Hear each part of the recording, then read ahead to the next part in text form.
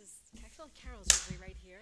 And she That's can pretty never great. get To see if I'm up. awake. I feel like I'm one That's down. what my husband does every morning. Somehow.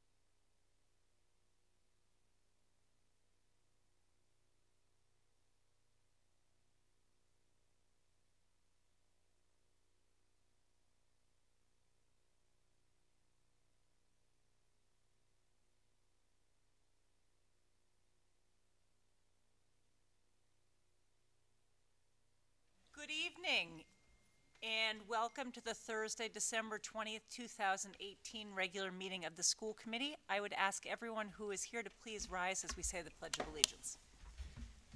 I pledge allegiance to the flag of the United States of America and to the republic for which it stands, one nation, under God, indivisible, with liberty and justice for all. That's great. It's nice to see so many people here. We're going to start off. We have a special recognition. We have two recognitions. I think we're going to do the first one if you want to take that right now. Do we do the first? Yeah, you go ahead.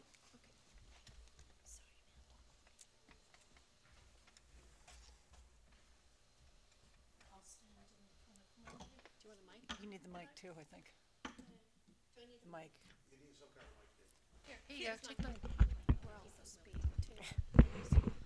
So tonight I have the great honor of inviting Alec Levine to come forward for a recognition.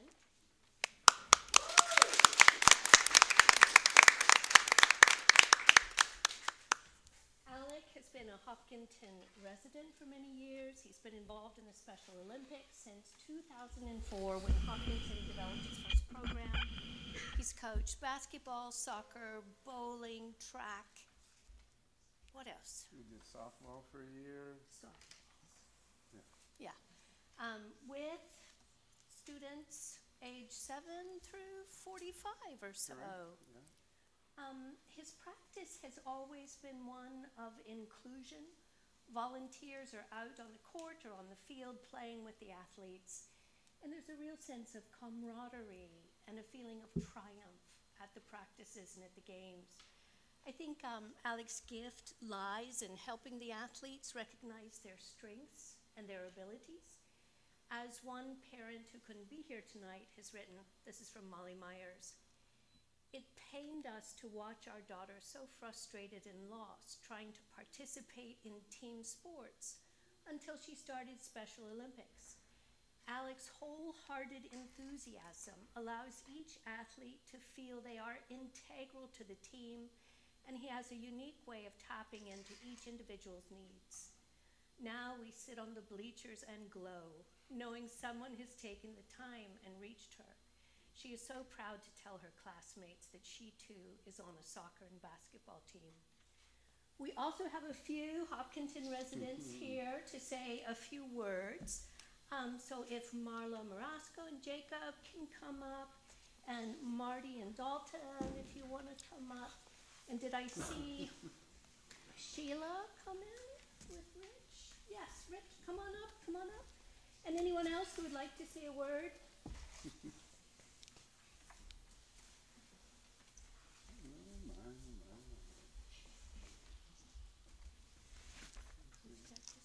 Sure, I'll start.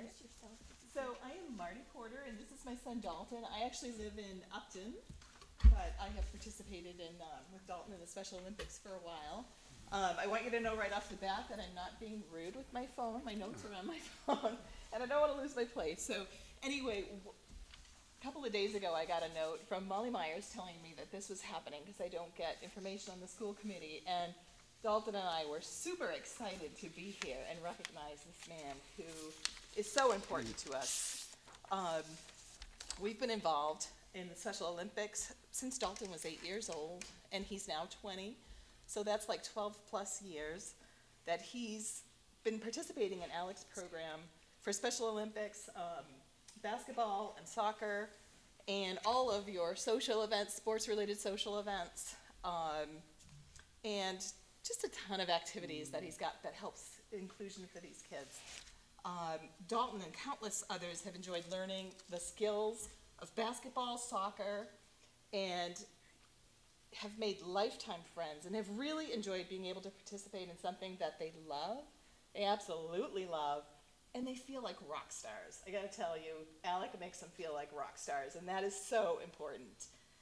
What really impressed my husband and I, though, when we first started, I can remember bringing Dalton and being scared to death, but the coach was so awesome. Coach Alec was just wonderful. We felt so comfortable when we first started. He was so welcoming of Dalton and supportive, but not only of Dalton, we could see it with him and all of the athletes that he was working with. It doesn't even matter. Like our kids have these days where they just decide they're not feeling it today, and they might rather sit on the floor than run down the basketball court or take off and talk to a friend. But we watched Alec, and Alec never freaked out. He never got angry. He never got frustrated. He simply found a way to engage them at whatever level they were working at that day.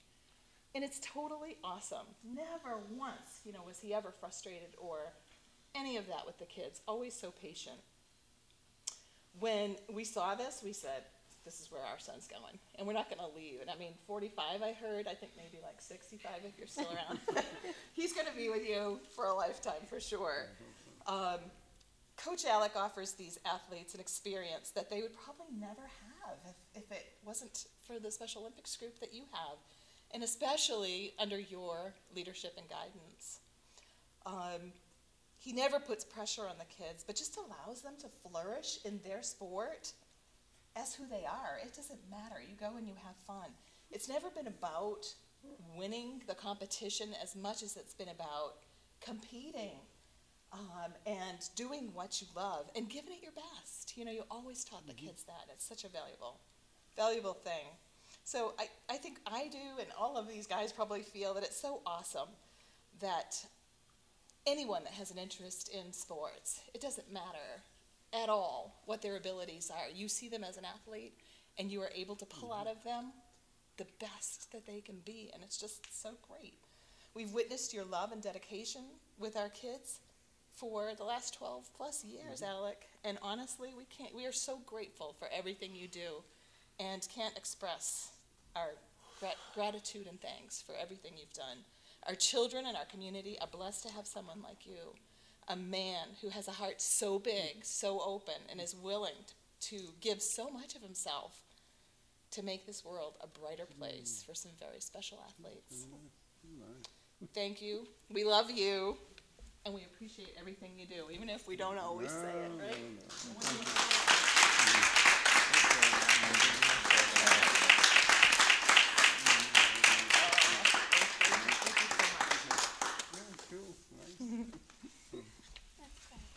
Jacob, do you want to say something? Yeah. Okay, great. Hi guys, welcome here. Thank you, Coach. What's his name? Coach Kelly of helping me have basketball. You are great. Coach, love to you. Welcome here. Shake your hands, go. Thank you.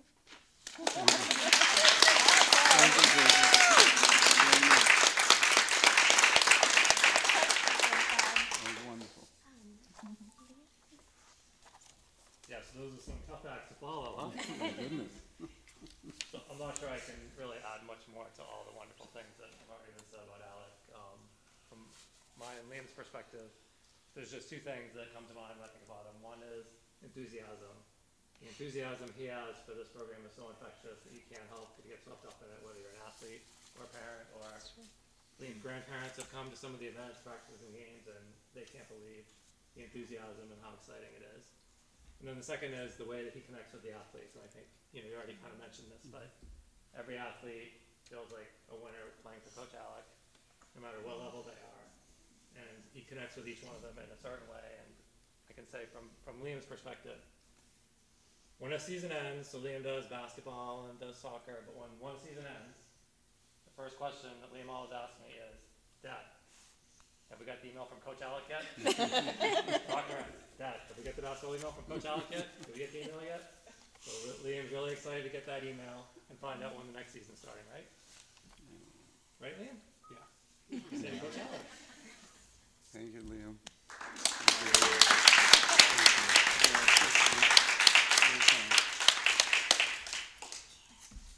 So I'm Steph. I was a partner since 7th grade, and now I'm a senior in college. So every summer I come back and I get the email from Alex saying summer's started and basketball's coming and you're always welcome to come. So I've been working with him since 7th grade. It's been a very long experience. It's been absolutely amazing. I've been working with Dalton. I've been working with Liam. I've worked with Jacob this summer. It's been amazing to do that. Alex just really brings the community together, and I've loved working with him. I've learned so much, not about myself, but about everyone. Everyone has a chance to play basketball, play soccer, do all these things, and it's just very eye-opening. And I'm happy that my mom had me go to that 7th grade basketball first practice, because I'm just so happy to be in this program for so long. It's been absolutely amazing. So thank you, Alex.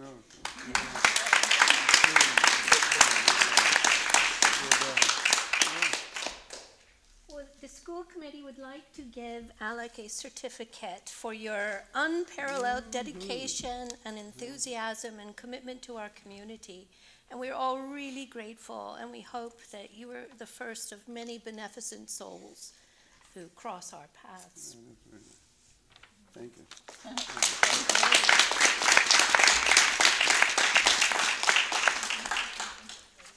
It can't go unrecognized that you know, the Hopkinton has just been a wonderful community that's embraced the Special Olympic program all these years. We have a wonderful reputation within the state Special Olympics community that we've always been able to have enough partners for all the sports that we decide to do, which traditionally becomes a little more difficult with other programs throughout the state. We have always had, I don't want to say more partners than we could ever use, but everyone is welcome to join us. I never deny anyone the opportunity to come and play, either, you know, if they can't be official partners, as they are called, but at least get a sense of what working with our athletes is like. And it's wonderful. It's a perfect example. And Jonathan Goldberg, who equally has been in the program for many years and now is in college. And we've always been so fortunate to have all of that. And the other real wonderful part of the support throughout the town is that there's never been an issue with fundraising or with providing the funding necessary to run a program. From the youth basketball in town to the youth soccer association to the school committee to it's endless. We really never have to pay for anything for the use of the gyms. And whatever money we are able to raise, and over the years we have raised quite a bit through sort of my efforts and others, we've been able to support other Special Olympics programs around the state, which you know, we're very fortunate to be in a community like we're in, but other communities aren't quite as fortunate. So we can just keep that spirit of Special Olympics going throughout. I wanted to say, oh, of course. So yeah, the program has been ongoing for about 13 or 14 years. It was started by a wonderful gal in town, Claudia Vanderpool, who is an occupational therapist working at the Respite Center, has for many, many years. Claudia and I sort of started the program. I sort of carried it forward as Claudia moved into a different direction. And the three coaches that have been with me since the beginning should not go unnoticed. And a wonderful gentleman from Northborough, Pat Murphy, Gary Wheeler from Mendon, Upton area, and our own favorite wonderful octogenarian,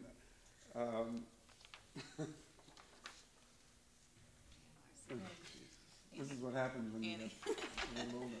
Annie Marcy. Annie Marcy is on every committee in town from, you know, she's on everything. And she has, every year for 14 years, has coached soccer and basketball with us. And she would be very embarrassed for me to even mention her name, but it really is a collaborative effort amongst all of those people. So I'm very honored and appreciative to receive this. So thank you.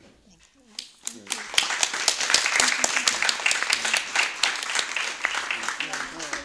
Oh, so much, man. Thanks.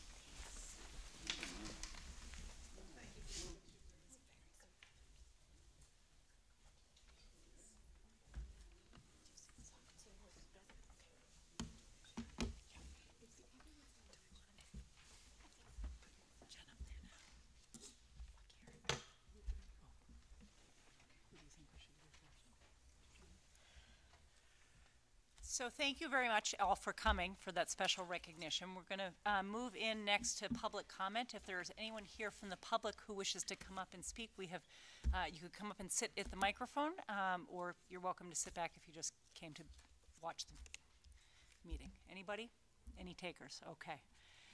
In that case, we're going to move into, and I don't think our student council reps are here yet either. So then we will move ahead, and we're going to take our assistant superintendent out of order to do the curriculum budget presentation.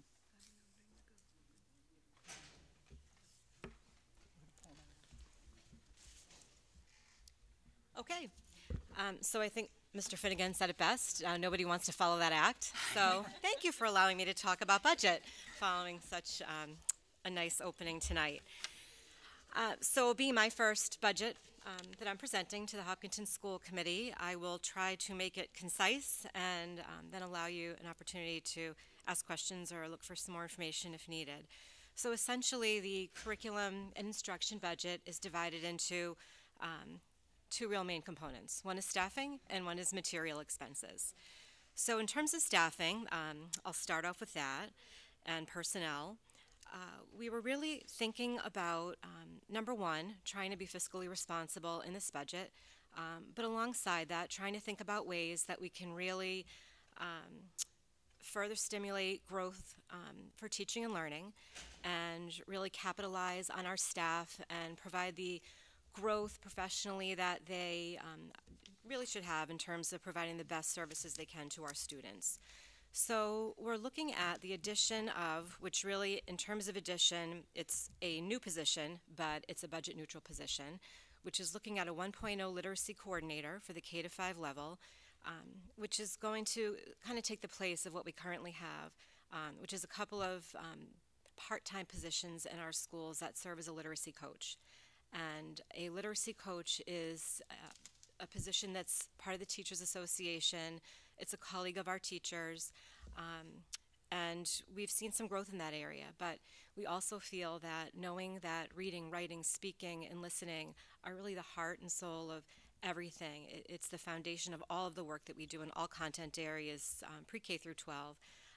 We feel at this time that we would benefit from a more administrative position that can really support the development of teaching and learning, the supervision and evaluation of teaching practices, supporting additional steps in terms of curriculum differentiation, and really serve as a curriculum leader that would promote consistency within our 3 elementary schools. So right now we have one position that serves Marathon and Elmwood, and a second position that serves Hopkins School. And one of the things that the principals know this and can speak to this as well, but we're really trying to look at how we can support consistency and constancy given the fact that we are a district where our students transition multiple times. It's our feeling that the more we can provide continuity of instruction and continuity in terms of conversations between teachers, this position would serve almost as a liaison between myself and the buildings in terms of really supporting and growing the work that we've engaged in already in terms of balanced literacy, our writing programs, speaking and listening. So that is one position that we're looking for, which is, it's still a 1.0, but the focus of that position and the way it's structured will look a little bit different.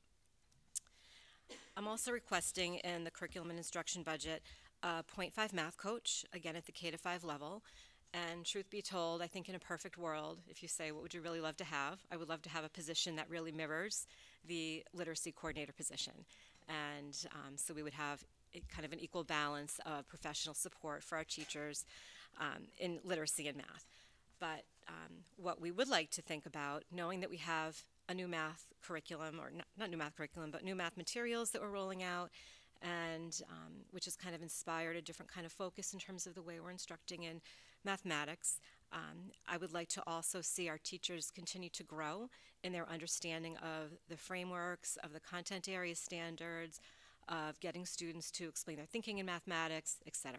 And I think Hopkinton is no different than a lot of other elementary, or at least at our elementary level, we're really no different than many schools where we often are missing this critical piece of instruction for our elementary teachers in terms of mathematics. So what we do think the budget can support is a 0.5 math coach. And we have thought a little bit about, you might be thinking, oh, you have 3 schools. How will you divide a half of a person by 3 different buildings? And that's, I'll just ask the question for you. That's a really great question. Thank you for asking.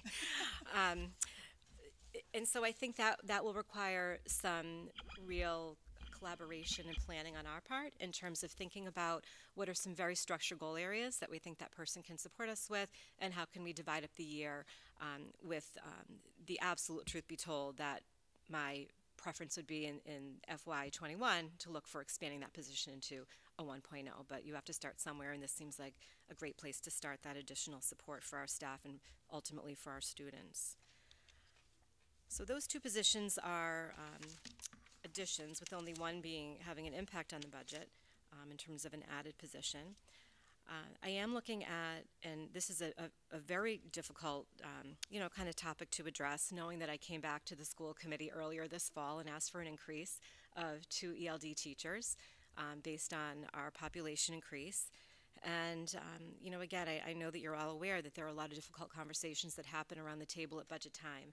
And every department is looking at how can we expend the funds that we have and what makes the most sense. And I think in this particular situation, we had a big influx and a big shift that we saw this fall, and we really felt the need to act quickly and act decisively and efficiently in terms of looking at our population, really making sure, new students moving in every day, marathon with a substantial increase in our L students. What we also had this year, which I think Hopkinton hasn't seen in a while, is funding through one of our title grants for an ELD tutor. So that funding obviously came in because of the growth in our numbers. So that's a position that we were able to also put into the budget that we hadn't able to fund in the past. So we're thinking about alternate ways of kind of making up for the loss of one teacher through some of the federal grants, the use of our tutors who work not independently, but they always work under the direction of our licensed EL teachers. So they're not independent operators. They're working under the license of the people who know the most. And the other piece of that is we are working through a grant that we received through the Department of Ed this year to really expand the use of vocabulary and the use of language in our classrooms. And that's an initiative that's happening specifically for K-3, but has the opportunity to expand into the upper grades as well with some of the learning that we're bringing back. It's myself and 4 teachers who are part of this grant opportunity.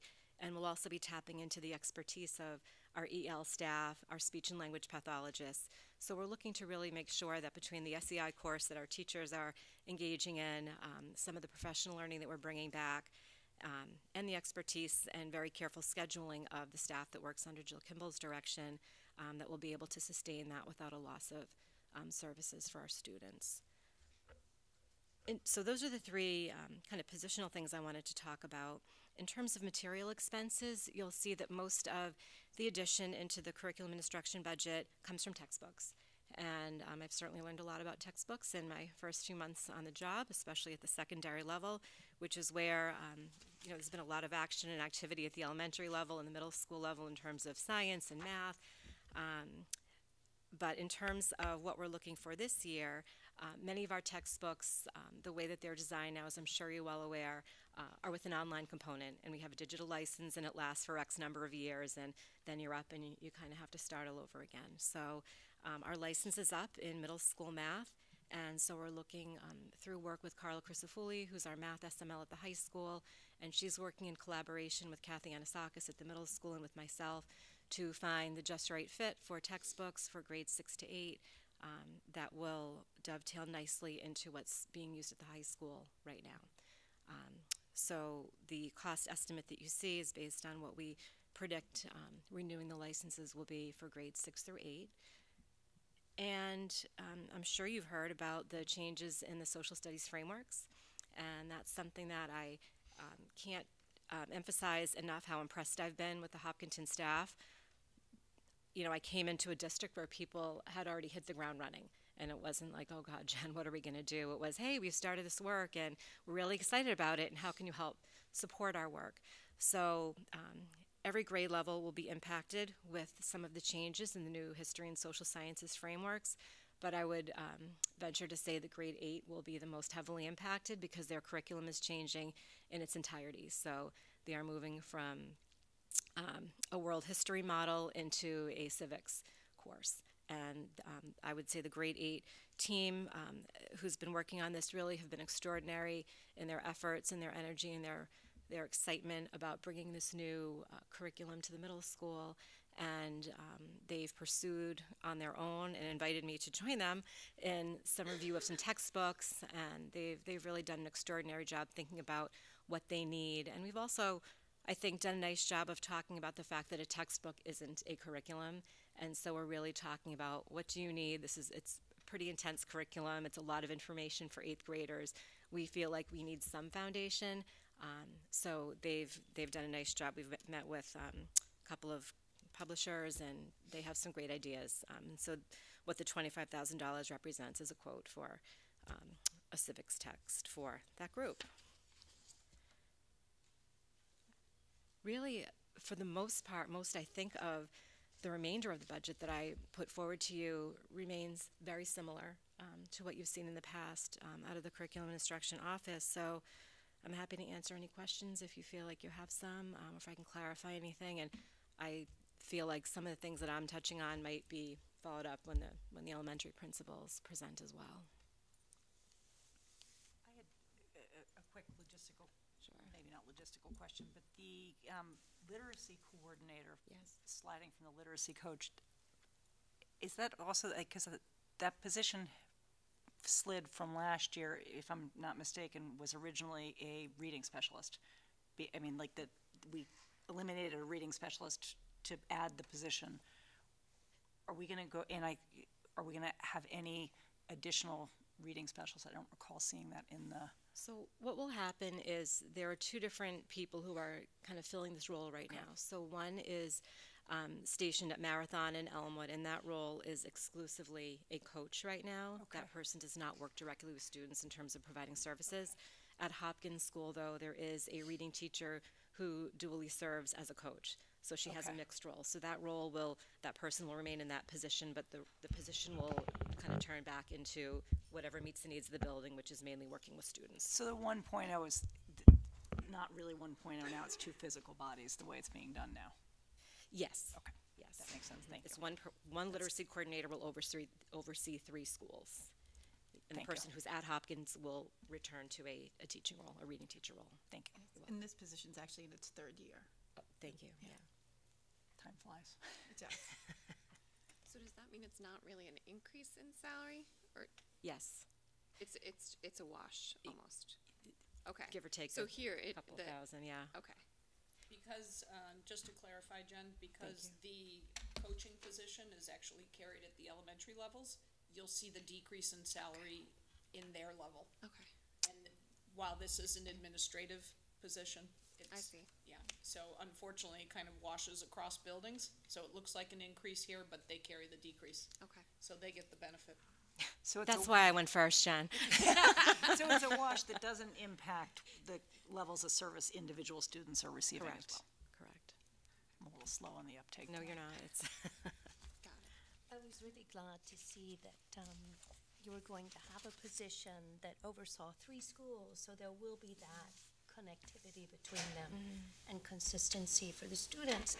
Will the literacy coordinator have a background in alternative approaches to teaching reading? Tier 3 students, Tier 2 students?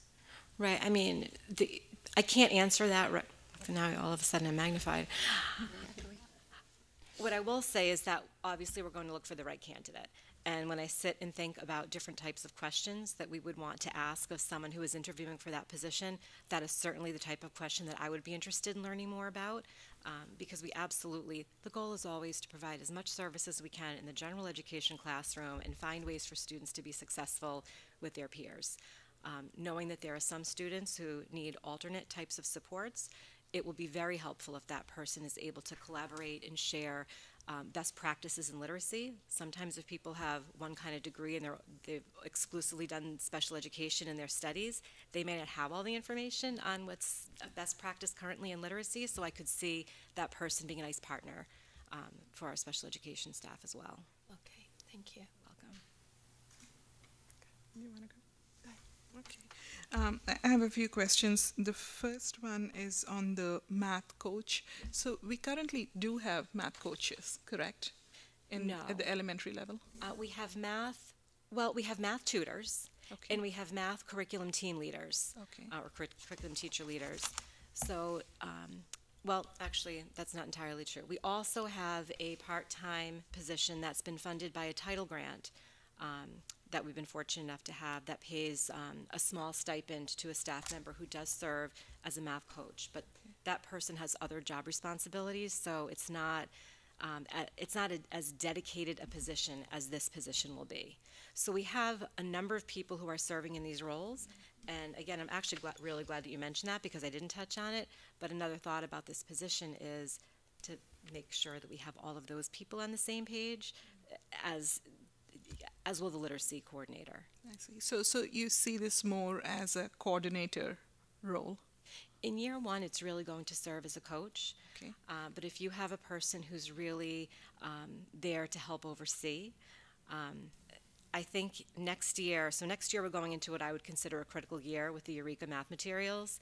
And year one, people are really getting their feet wet with the materials. They're starting to develop their assessments. Right now, I'm hearing teachers say, we're starting to feel a little more comfortable.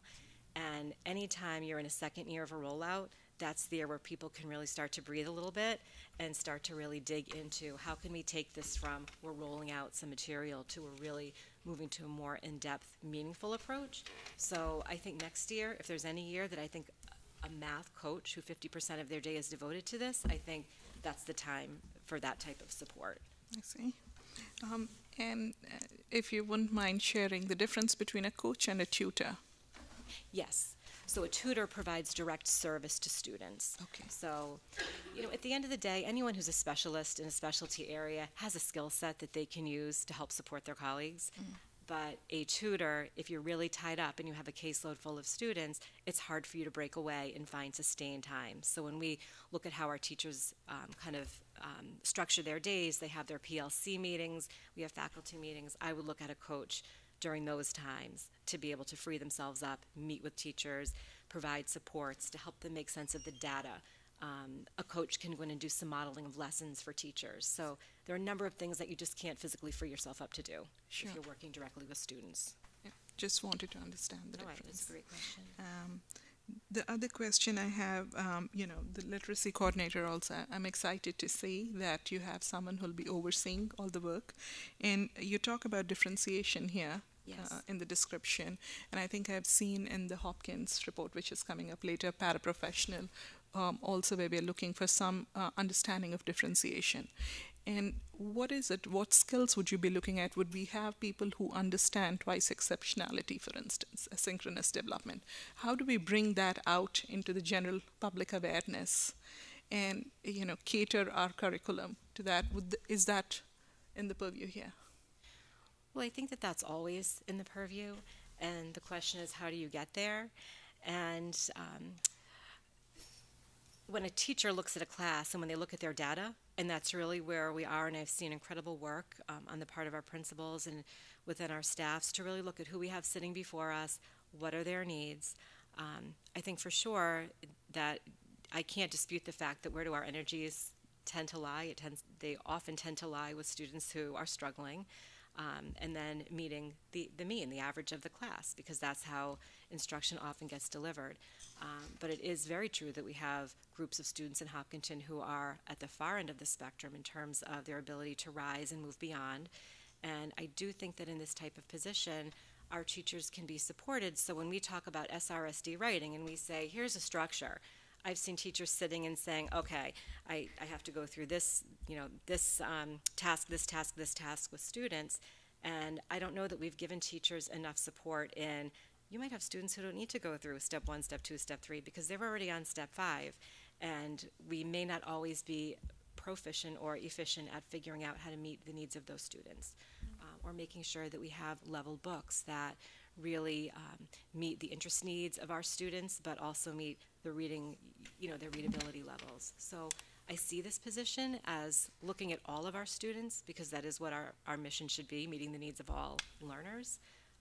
I can't tell you that I'm going to look at this position with one specific lens, one end or the other, but I think that we really want a candidate who, in my estimation, who's a mover and a shaker. If I were to sit and make this position, and who really starts to develop strong relationships with teachers, so teachers will build a trust, and teachers will be able to say, I need your help because I have this group of 3 to 5 students and I'm not meeting their needs because they're ahead of the curve, and I can't get to everything I need your help. And that's what I would expect to see happening in this position. And this person would be qualified to support that? Oh, absolutely, and that's what we would be looking for specifically, yeah. Excuse me. New watch. Can we just clarify the acronyms here? So, yes, I mean, we can. we had EFL, ESL, ELL, and now it has become ELD, Yes. right? Yeah. I think we need to share that knowledge with the audience, right? What it means, ELD? So I can tell you that ELD stands for English Language Development Teacher. Okay. And it is true that if Jill Kimball were here, she would give you a whole rundown of what every one of those acronyms mean. And at the end of the day, we're talking about students who are learning English. Okay, thank you. You're quite welcome. Mina, are you all set? I'll come back to my question. I just have two quick questions on the expense side. Yes. With the math textbooks, are we still going to have the case where the algebra learners in the high school and the 8th grade algebra learners are actually using the same materials, so that the 8th graders are actually taking the 9th grade level? We are still having the accelerated algebra at the 8th grade level. Yeah. And right now we are discussing what is the most appropriate textbook for that group of learners. And it Okay. most likely will be the same textbook that they're using in the 9th grade. Okay.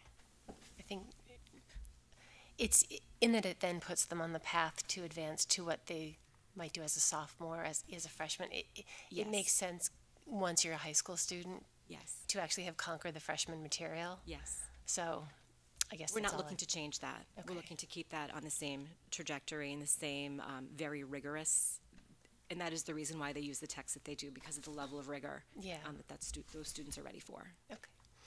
And the civics text, I just was wondering if you could explain. I was a little confused about. I know that the social studies curriculum was the frameworks were rewritten, and then I thought after that we had the law passed about the civics education. So, will the new 8th grade curriculum be what was rewritten plus civics, or has it been completely replaced by the new law? And so, will it now just be all civics? So I would say, I don't know exactly the progression, but the law about civics education mirrors exactly what is in the framework. So the social studies, history, social studies frameworks were just approved this past summer.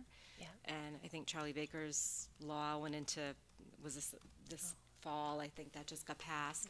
And some of that bill has to do with the Civics Action Project. It has to do with the potential for some funding for civics education.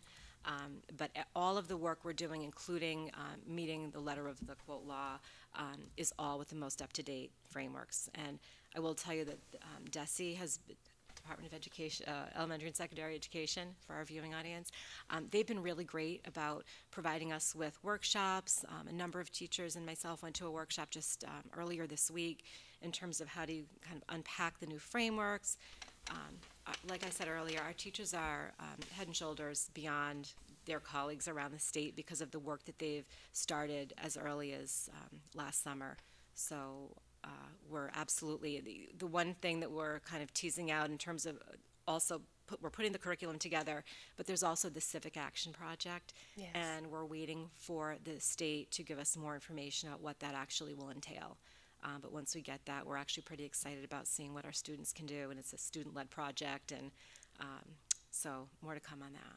Do we anticipate a bump in professional development for our teachers so that they're prepared to deliver, or do we feel like we're pretty ready? Right now, what we're doing is we're providing them time to work. Okay. So they've had the opportunity, in some cases, to take some days and be covered and actually have some sustained work time. It's really hard to build a new curriculum when you're allowed to work from like 3 to 4 in the afternoon after you've taught students all day. So we're trying to get them some time, sustained time to work. They're actually kind of working with each other. So there are some shifts in the curriculum between grade 6 and grade 7 that they'll be able to work together with. At the elementary level, we were able to hire some social studies curriculum leaders this year, which are part-time positions, but it's teachers on the ground also working with their building administration. They've been instrumental in supporting this as well. So I think that for now, they're doing the work, and I think we're going to see what happens. And I guess to wrap that answer up, if there's any area where they feel less than prepared or less than confident, we'll absolutely investigate what kind of professional supports they need. So one question I have is the overall percentage increase. When I looked at it, it kind of caught my eye. I was like, why this number? Can you speak to that a little bit? I think you said that some of it is offset in the school, on the school side. Right. And also a little bit about the 41% increase, the percentage when you look at it versus the dollar amount in this particular case.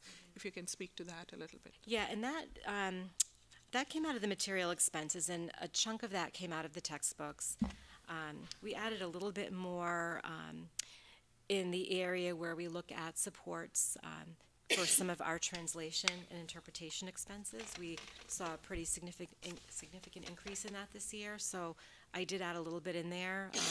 So, for example, when we translate a handbook, when we translate those larger documents, and it seems like we continue to produce documents and things that we need support with, I really wanted to make sure that we had the resources, and I also wanted to make sure, knowing that there's a staffing cut, I wanted to make sure that if there were materials that department needed, that they would have a little bit extra in there to support the work or the materials that we may need for our growing population. But I think that was pretty much kind of where the middle school textbooks, the civics and the math definitely were an addition there. The other question, it's more a comment, in the past, our town clerk has talked about, his interest in civics. I'm wondering if that's in your plans as you lay out the plan next year, partnership with town. And, how do we engage our kids in what's happening in a town and town governance? Is that something on your radar somewhere, or? Well, we have talked about what would make the most sense in terms of, do we take a trip somewhere? Do we head into Boston? Do we bring some of our elected officials into our classrooms to talk with our students and our teachers? So we haven't talked specifics.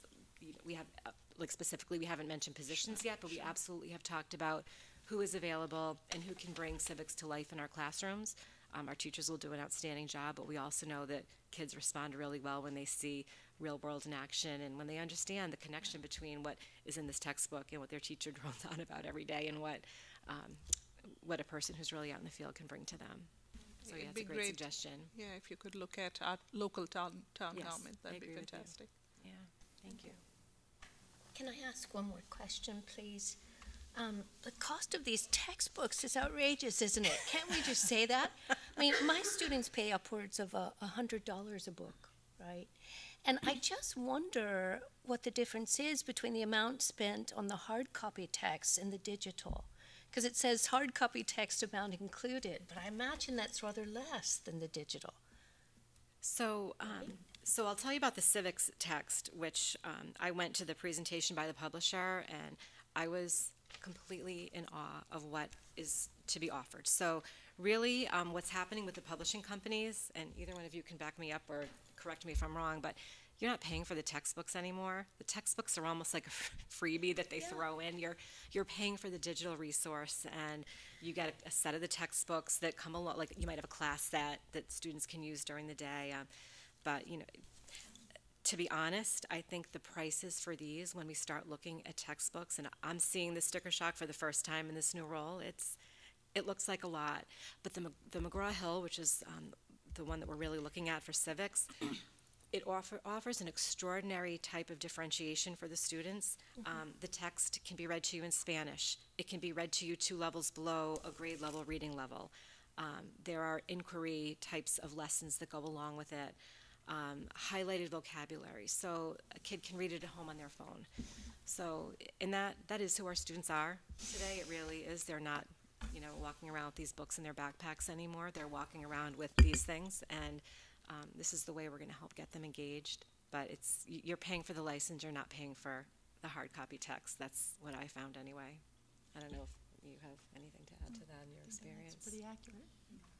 I think that's great, and thank you for pointing out the use of the digital versions, because maybe some of us don't know that it will read aloud the text for people who might have difficulty, and it'll highlight words, so there are real benefits. There are. Yeah. There are. Thank you. Anybody else? So I don't know, we have some of our town partners here as well. Do any of you guys want to come up and speak to any of this, or ask? Do you have any questions or anything?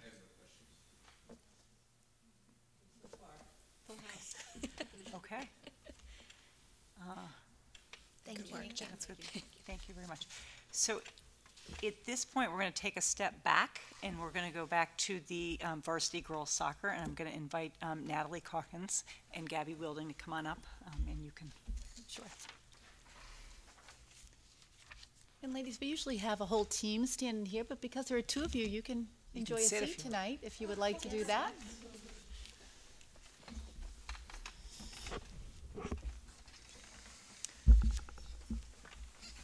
So why are these ladies here tonight?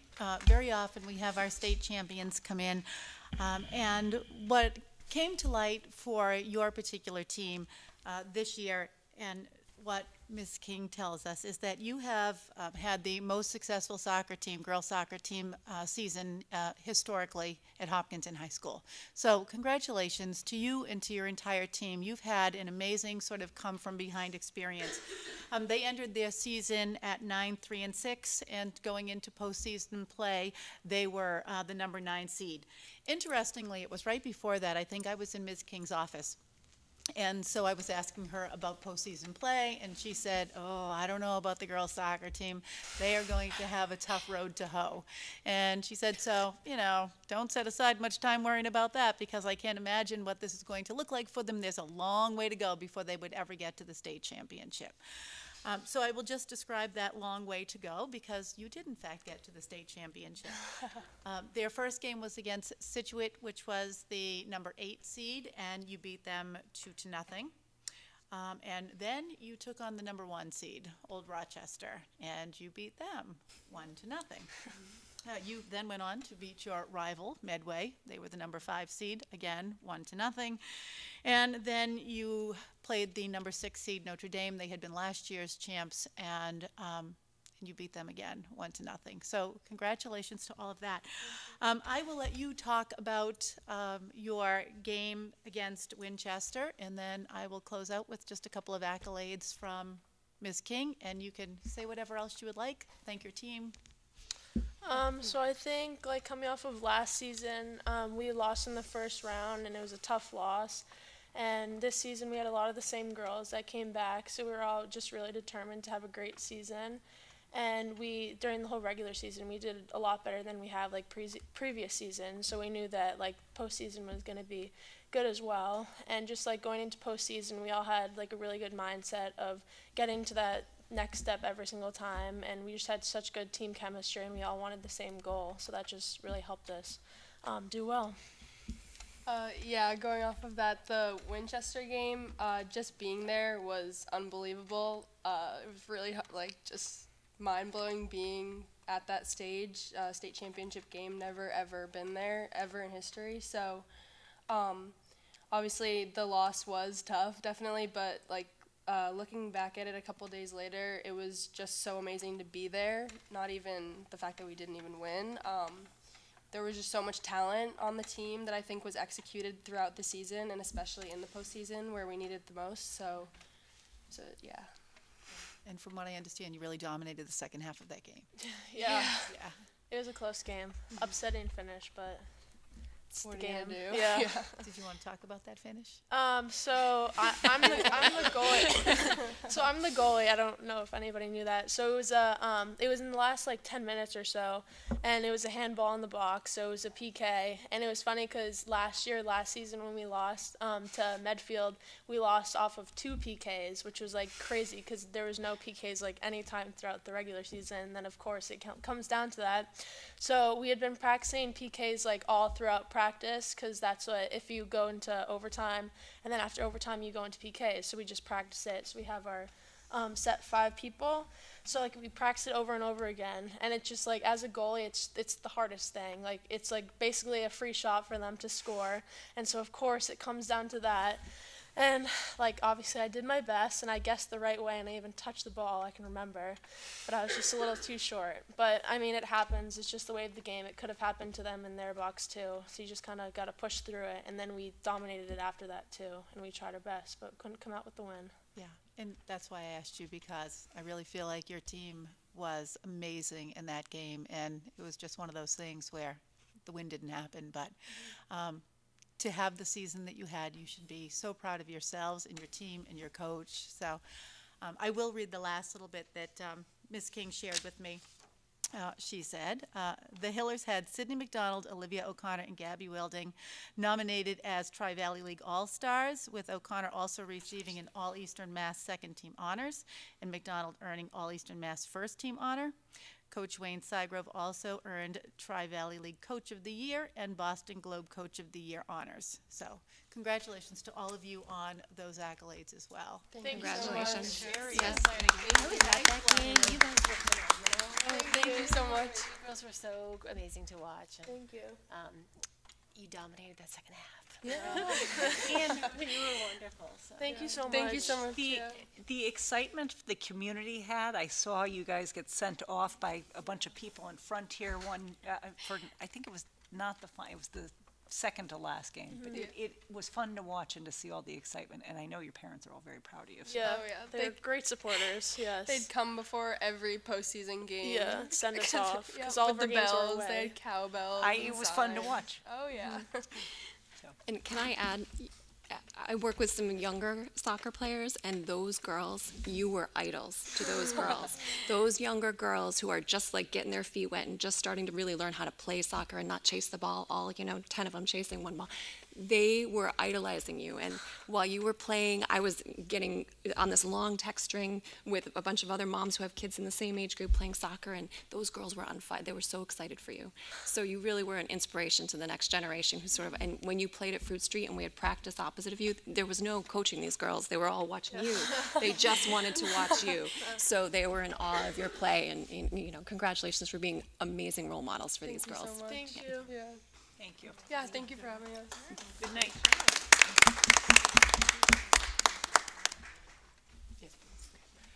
So, at this point, we're going to take Dr. Zaleski, I think, out of order, if that's... And that brings us down the agenda a little bit to item new business B, is that correct? Oh, no, A and B, sorry. Thank you so much. So on the agenda tonight, I'm requesting 2 paraprofessionals, one for the Marathon Elementary School and one for the middle school. So at the Marathon Elementary School, we had a new student move in with significant needs who is in need of an ABA level para for support.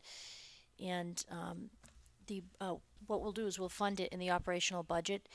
We have a current 0.5 moderate learning specialist position that is unfilled right now, and we have currently absorbed the caseload into the existing learning specialist caseloads, and we're operating fine with that level of support.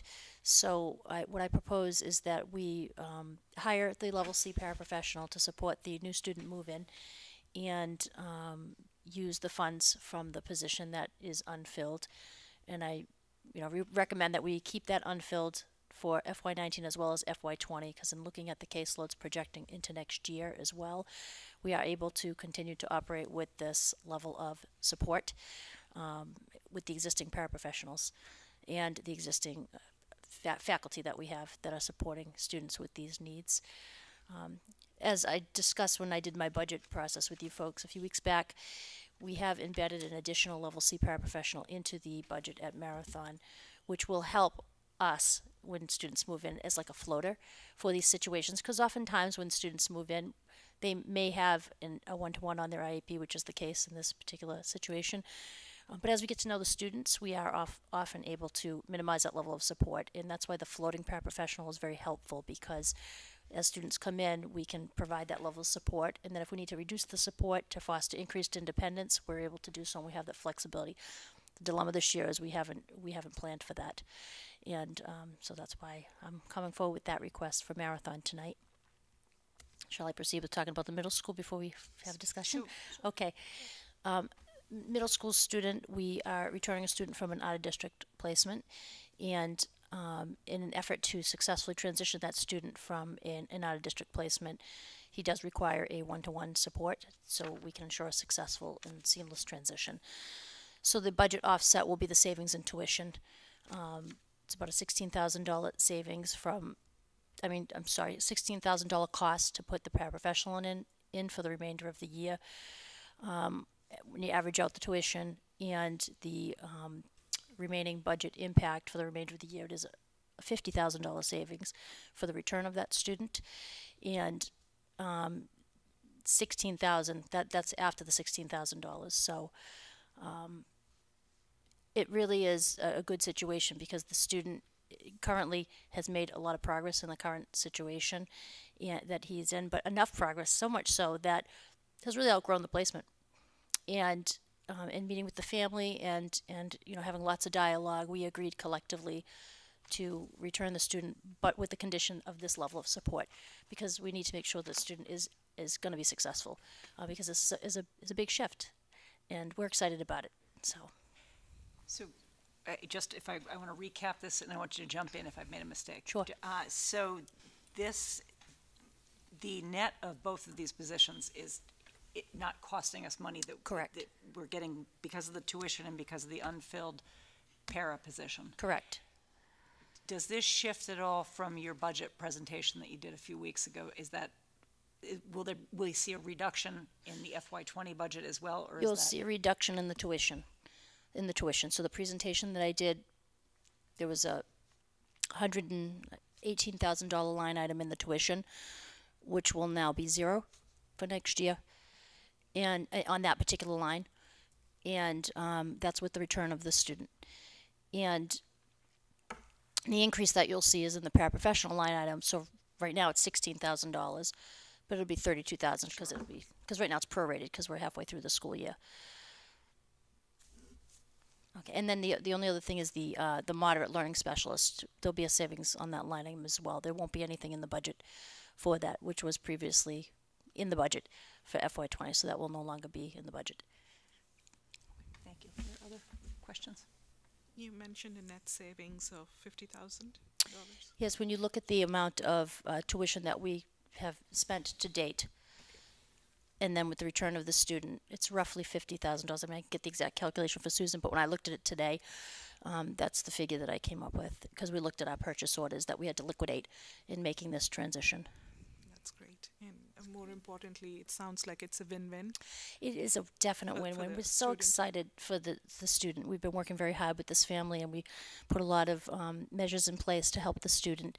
And the family's excited about it, as are we. But again, the condition of this return was that we put in the one-to-one, which I'm so happy to do, because for the student to return to the district, and this is something we've talked about as a committee in working on this. So this is one of many of the students we're working with for the situation. So that's great. Thank you for working on this, Dr. Zaleski. Thank you.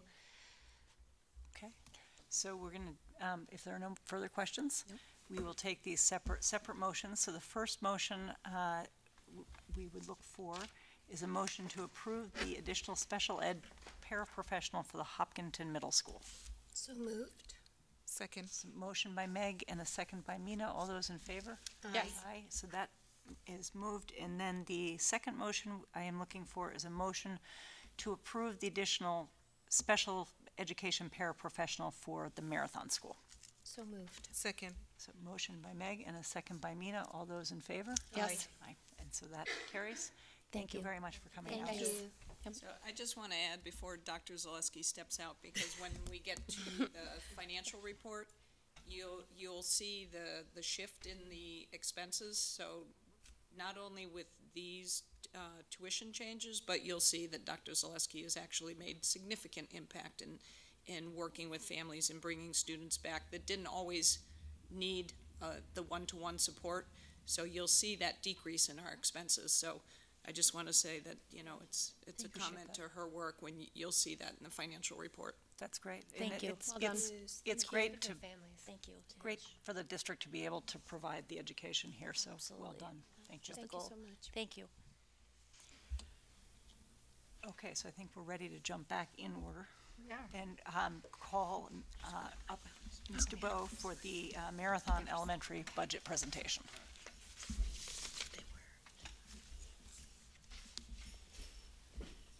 Welcome.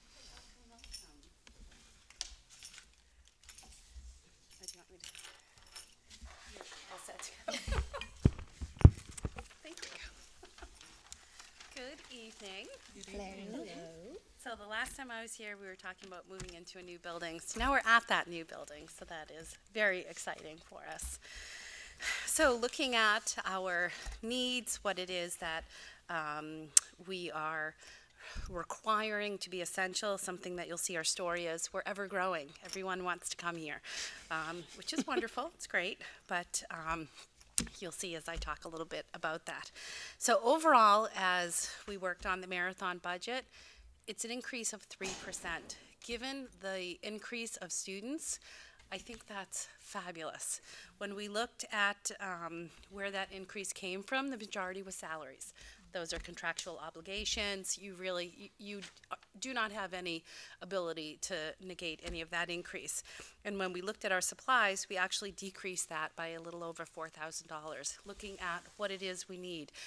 What is it that are consumables? What is it that we need to sustain our learning environments? With the move into the new building, we have wonderful facilities, additional technologies, so we don't need much in that regard. So that's a great story to have. When you look at our enrollment, our current enrollment, kindergarten and first grade, is 491 students. And we have 73 preschool students, and I should have said at this time, because that number might be different from when I submitted this report. When we look for next year, we're anticipating our kindergarten number to carry over to first grade, and likewise for kindergarten. So approximately 432 students in kindergarten and first grade, with 13 full-day kindergarten classes that we have now, and adding a 13th first grade classroom. We currently have 12, looking to carry on with that number. Our preschool staff are included in the special education budget that Dr. Zaleski presented, so I don't go into detail on that, but our staffing and program will remain the same for preschool. So when you look at what that means numbers-wise, so next year for first grade, we're looking at approximately 266 students with 13 classes. That would average 20 students in a class. Likewise for kindergarten, looking at approximately 260 students, 20 students per class. Preschool, over the years, we have revised our programming. So now we are able to provide 90 preschool experiences, 48 community partnership tuitioned in enrollments, and 42 students with special needs. So that's wonderful. We have greater inclusion opportunities, and that's been great. When you look at now some of our needs, what are some of our personnel summary, the asks, if you will? We're a busy office, we're a busy school. Over the years, we've worked towards increasing our part-time secretary, but over the years, we've sort of made do, if you will. It is essential to bring that part-time person up to a .8 position, so at the arrival and end of the day, our office is fully staffed. It helps with arrival, drop-off, dismissal, parent meetings. That's often when parents are coming in to the office to complete a query, you know, ask questions about registering students. And to have two people so one can handle that with the daily office duties would just help the flow and that experience for families and everyone involved. We also have a request for a librarian. This is something that was presented earlier over the course of this year, but it wasn't in the FY19 budget. Due to some contractual requirements, we had a part-time paraprofessional, part-time librarian, looking at who does what, how you teach children, who writes lesson plans. Didn't quite work out. It needed to be a librarian position. So while we were able to acquire that this year, you know, again, to meet those contractual obligations, we're putting it formally in the budget for next year. Something we seek to expand that you heard from Colleen Giannino, the Art SML, is our visual arts programming at the elementary level. Currently, art begins in first grade, which when you look at neighboring communities, I'm starting a cold, so I apologize for that. We're unusual that ours begins in first grade. So we'd like to bring that to kindergarten. Not only will it expand that formal introduction to art, but it also will provide kindergarten classes with that sixth special, if you will, to participate in professional learning communities. So per our teacher contract, in addition to preparation period, once a week they meet with a small group of teachers to look at curriculum, assessment, and instruction. In the past, we've worked on paraprofessionals helping cover that. This year we tried something new. Our staff is wonderful and flexible. It's not quite working out. So we cannot have multiple classes in the library at once. So we're working and we're tweaking that. But ideally, how do you make the best use of that time, and looking at just how art is such a strength for so many children, and to provide that opportunity, that would be fabulous to the district as a whole. As I mentioned, transitioning 13 kindergartens, so we seek to transition to 13 first grades. We currently have 12 first grade classrooms, so an ask is for an additional classroom teacher for that to happen. And the last ask is a 0.5 adjustment counselor. An adjustment counselor is part of that counseling staff who would work with the guidance counselor, the school psychologist, but it is a different level of counseling. It is more of that connection to outside services, that family outreach, the home engagement. And when we talk about needs and changing needs in town with families, with students, there is a need for that. It's somewhat speaks to changes in the world today. So you might look at it that it's unfortunate that here we are, a pre-K1 building seeking an adjustment counselor. However, we're trying to best provide those supports to help children and families get on the path to help mitigate things down the road. So that is that last ask. When you look at the overall summary, the art budget is an increase. If we're looking to expand art to all of the students, so over 500 students, the total would only be a little over $3,000, which is remarkable. The products that these children create are incredible. Our teacher is very resourceful, but that's an increase when you're looking at line items that would stand out because it was just over $1,000 previously. And another decrease, I'm proud to say, is our overall general supplies. So that's part of that zero-based budgeting, looking at our needs, what is it that's essential, and using what we have. I'm a proponent of what do you have, what do you need it for, show me that you really need it. And that helps reflect here that our overall budget is down a little over $4,000. I know it's not much in the grand scheme of the school budget, but it's important to note that we really do look at everything to make sure it is needed, required, warranted, not just a wish. And that is FY20. What questions might you have? I just have a quick question. Sure. With two grades with 13 classrooms, how are you doing with space? I hate to ask this of a new school, but is that all the classrooms we have at this point? We are. We will be using all the classrooms in the addition. So thank goodness we have that addition. We do have flex space that could be used in the future. The art room is a flex space. The health room is a flex space. We don't need that now, but in the future we may need that. Thank you. If we did not have that addition, we may be using those flex spaces now. Yeah. Thank you. Hi. One question I have is on the projected 260 students in kindergarten. What's that based on, and how confident are you about that number? Well, since last year it was 202 projected, and we had 266. Kindergarten, as NESDEC has said, is one of the hardest grades to predict. NESDEC is releasing to us any day now our latest projections around this time of the year, so that number may change.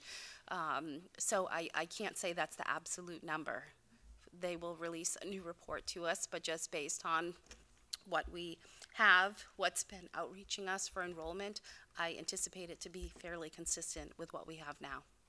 At what point, whether increase or decrease, could it affect the budget, the classroom size?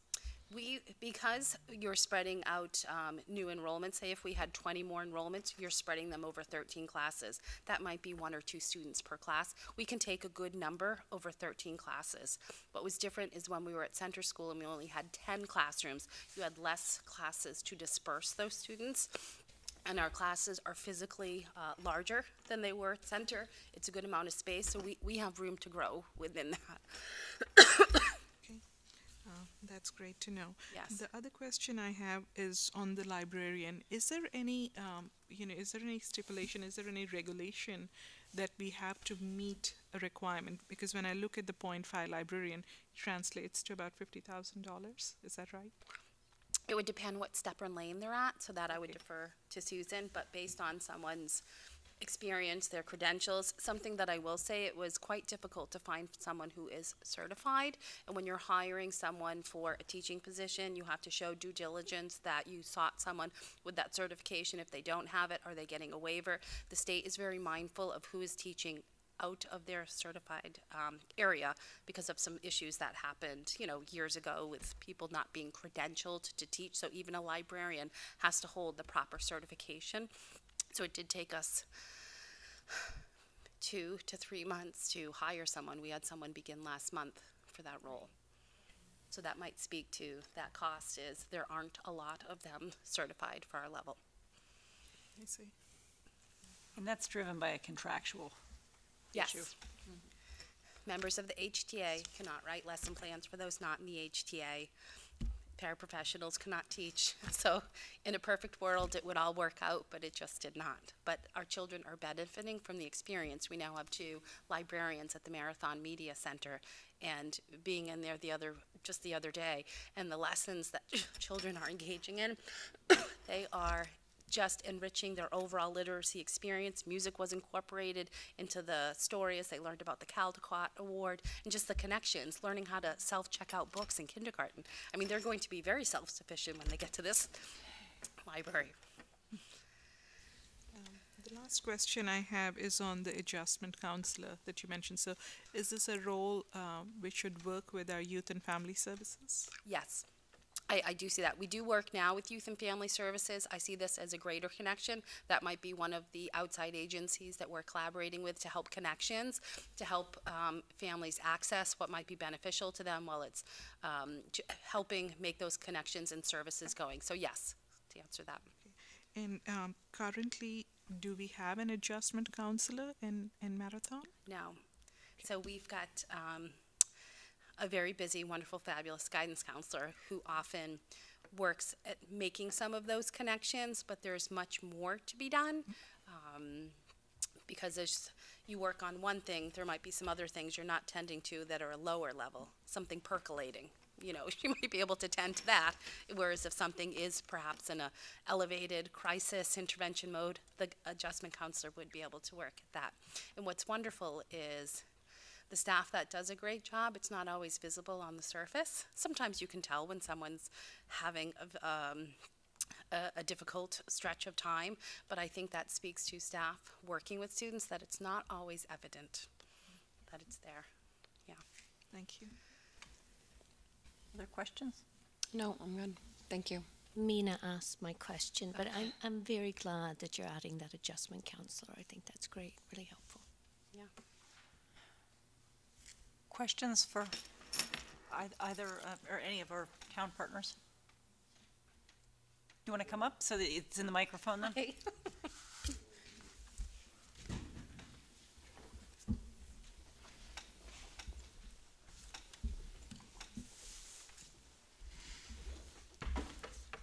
Good evening.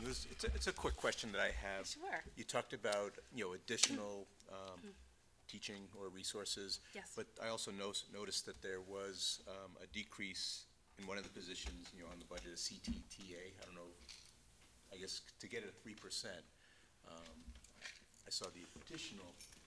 So that What is that code for? I don't know what the code is, so I'm just Yeah, asking. so Right now, I'm not sure that's fine. either. The restructure that actually happened this year was adding that .5 library, but decreasing what we had as a library paraprofessional. So it's a TA is the teaching assistant that was in the library. So that's the decrease. Went from 13,000 to 0. Okay, I thought I saw there was another line item for CTTA that was about last year's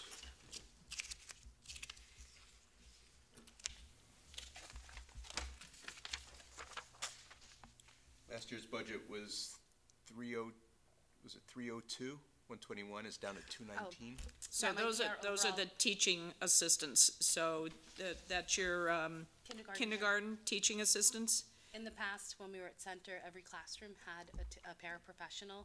As we moved to Marathon, they're sharing paraprofessionals, so that reduction reflects that it's now not a one-to-one for paraprofessionals, general education paraprofessionals in kindergarten. Okay, so that's the major decrease Yes. to offset the increase. Right. So what had happened, and budget to budget, we actually did not have them in the FY19 budget.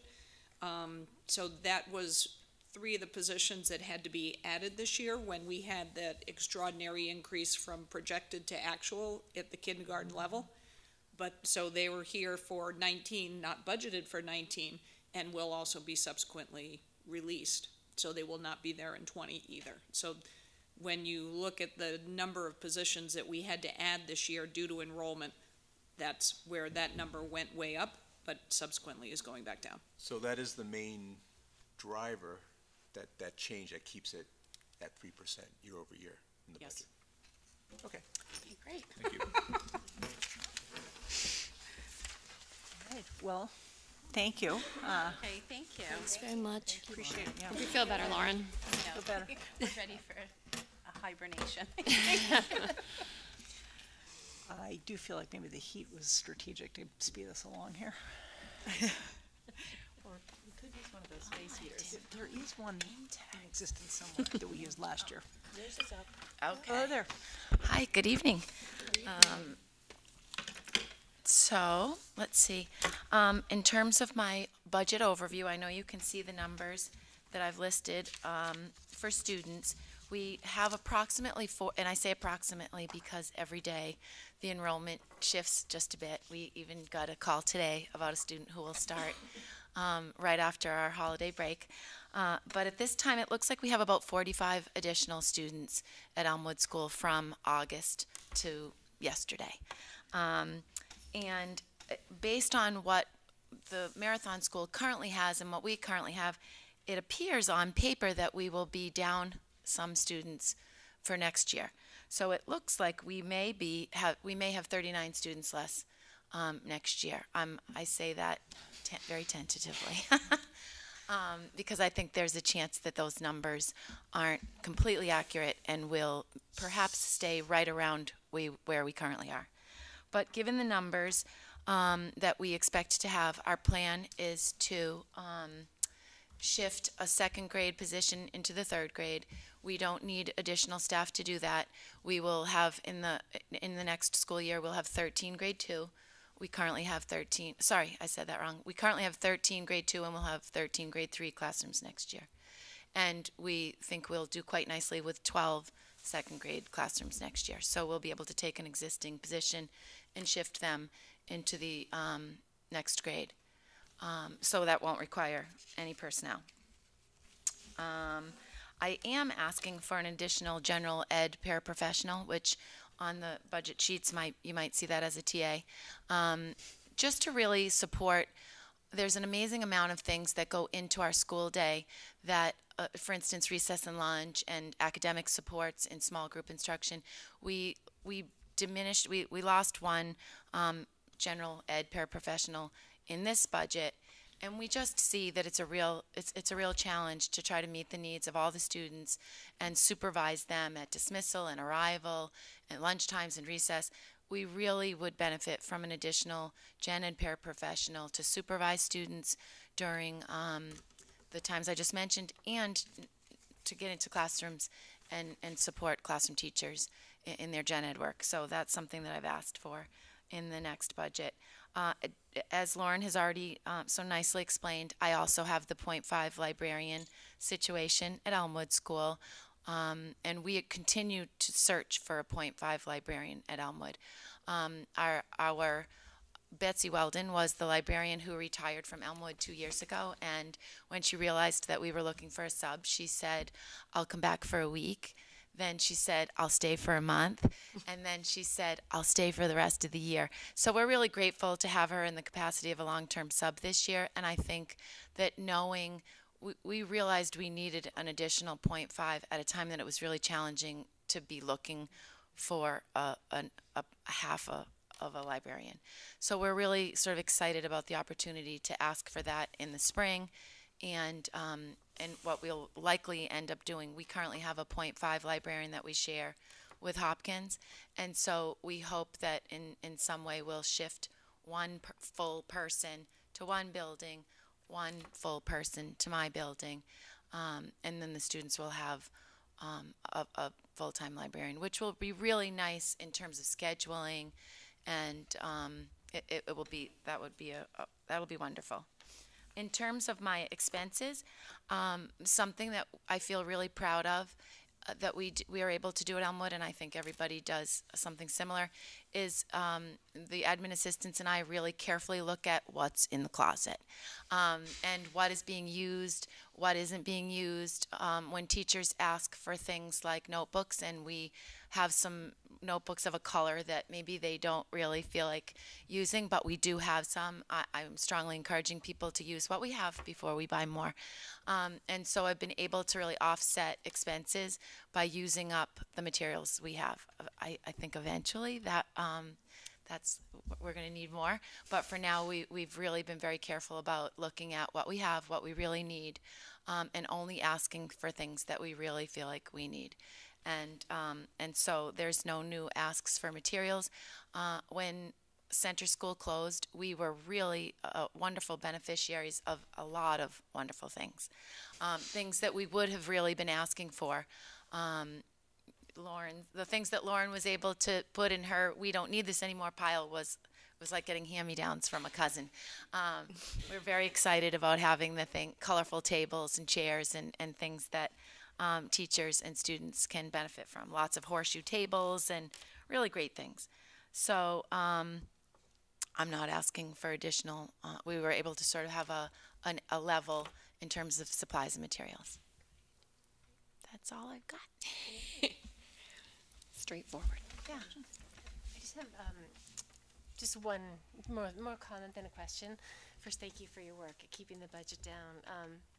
When I was looking at the projections and the budgets across the schools, the third grade really jumped out at me as because we're already with the current enrollment projection at 22 kids per class, which seems to be about where we're comfortable. So I didn't see a lot of opportunity to absorb new third graders if we had a bunch come on the doorstep in the fall. So we currently have 23 students on average in the third grade, and truly with the amazing teachers that we have, 23 is a number that they can comfortably support. And so we'd really need, in order to go up beyond that, you're really looking at an additional, as Lauren already said, it's when you spread those kiddos out amongst 13 classrooms, if you got 23 new students, it could be easily spread out. So I think we're in good shape, but I do say that this budget is created on the information that I currently have, and if the numbers are way off, that you're right, that would create a situation that we'd have to talk more about. We could all knock on wood. Pardon me? We'll all knock on wood. Yes, that's a good idea. And in terms of classrooms, there are no empty classrooms right now, are there? Yeah, they're all full. I mean, right. Physical the preschool, rooms. They were packing their bags, and we were moving right into their space and saying, "We'll miss you. When will you have your boxes out?" That's not. We really did. We've had. If you've ever been over to Elmwood and met our wellness staff, they're an amazing bunch of folks who gave up a classroom for preschool, and they were wellness on a cart. That was a huge challenge for them, and so they were the first group to get reassigned a classroom.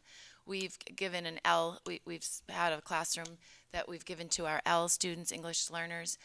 It's sort of physically divided in half, and we have 2 teachers there sharing a space. We have, as I said, the wellness space, and we filled the other 2 classrooms with classrooms with this year. We're using the stage area as a makerspace learning spot. There is no spot in Elmwood that we're not currently using. Right. So if we did have to move, if we did have to add classrooms, that would mean that we would be expected to put something else, either return wellness to a cart, art on a cart would be a very hard sell if you've ever been into Bonnie Gauss's art studio. That would not work. She need a really big cart. She would need a really big cart. She need a trailer of sorts. Yep. Not gonna work. So that's a challenge. We don't have empty space, but we have we did also we have a learning center this year last year's learning center was in a teeny tiny little classroom, and we were able to create a learning center for small group instruction. We also have what we're calling the Roost, which we're working with the Bright team to have a social emotional learning space. And we shifted some folks around. We do have one guidance office, we're calling it, where there are 4 big desks. And so it's the teachers that are using that space. The guidance folks are really happy to all be in one room with desks very close. It's not luxury, but they're a really close-knit group, so they're happy to be together, and that opened up a space for students. So this year we're really lucky to have a space where if we have a little friend who's either for an extended period of time or a very short window of time needs a space where he or she is not with their classmates but continues to work and learn, we've been fortunate to have that space. It's been painted and redecorated, and it's a really warm and supportive space, and we feel really happy to have that. So we're doing fine, but more growth will challenge us, and then we'll meet the challenges. Thank you, Mrs. Carver, for all that you do, and presenting this budget. Like Amanda was saying, I'm also a little bit concerned about the 22 number. Considering these kids are still young and need that help. But I'm hoping that with the request that has come from Mrs. Parsons for the literacy coach and the math coach, hopefully you're excited about that, and that will help alleviate some of the challenges. Yeah. Great, thank you. Sure. Thank you. I just want to check in to see if any of our town partners have any questions for you as well, or on the. Okay. All right, thank you very much. Thank you, Mrs. Carroll. All right. Brings us up to Hopkins.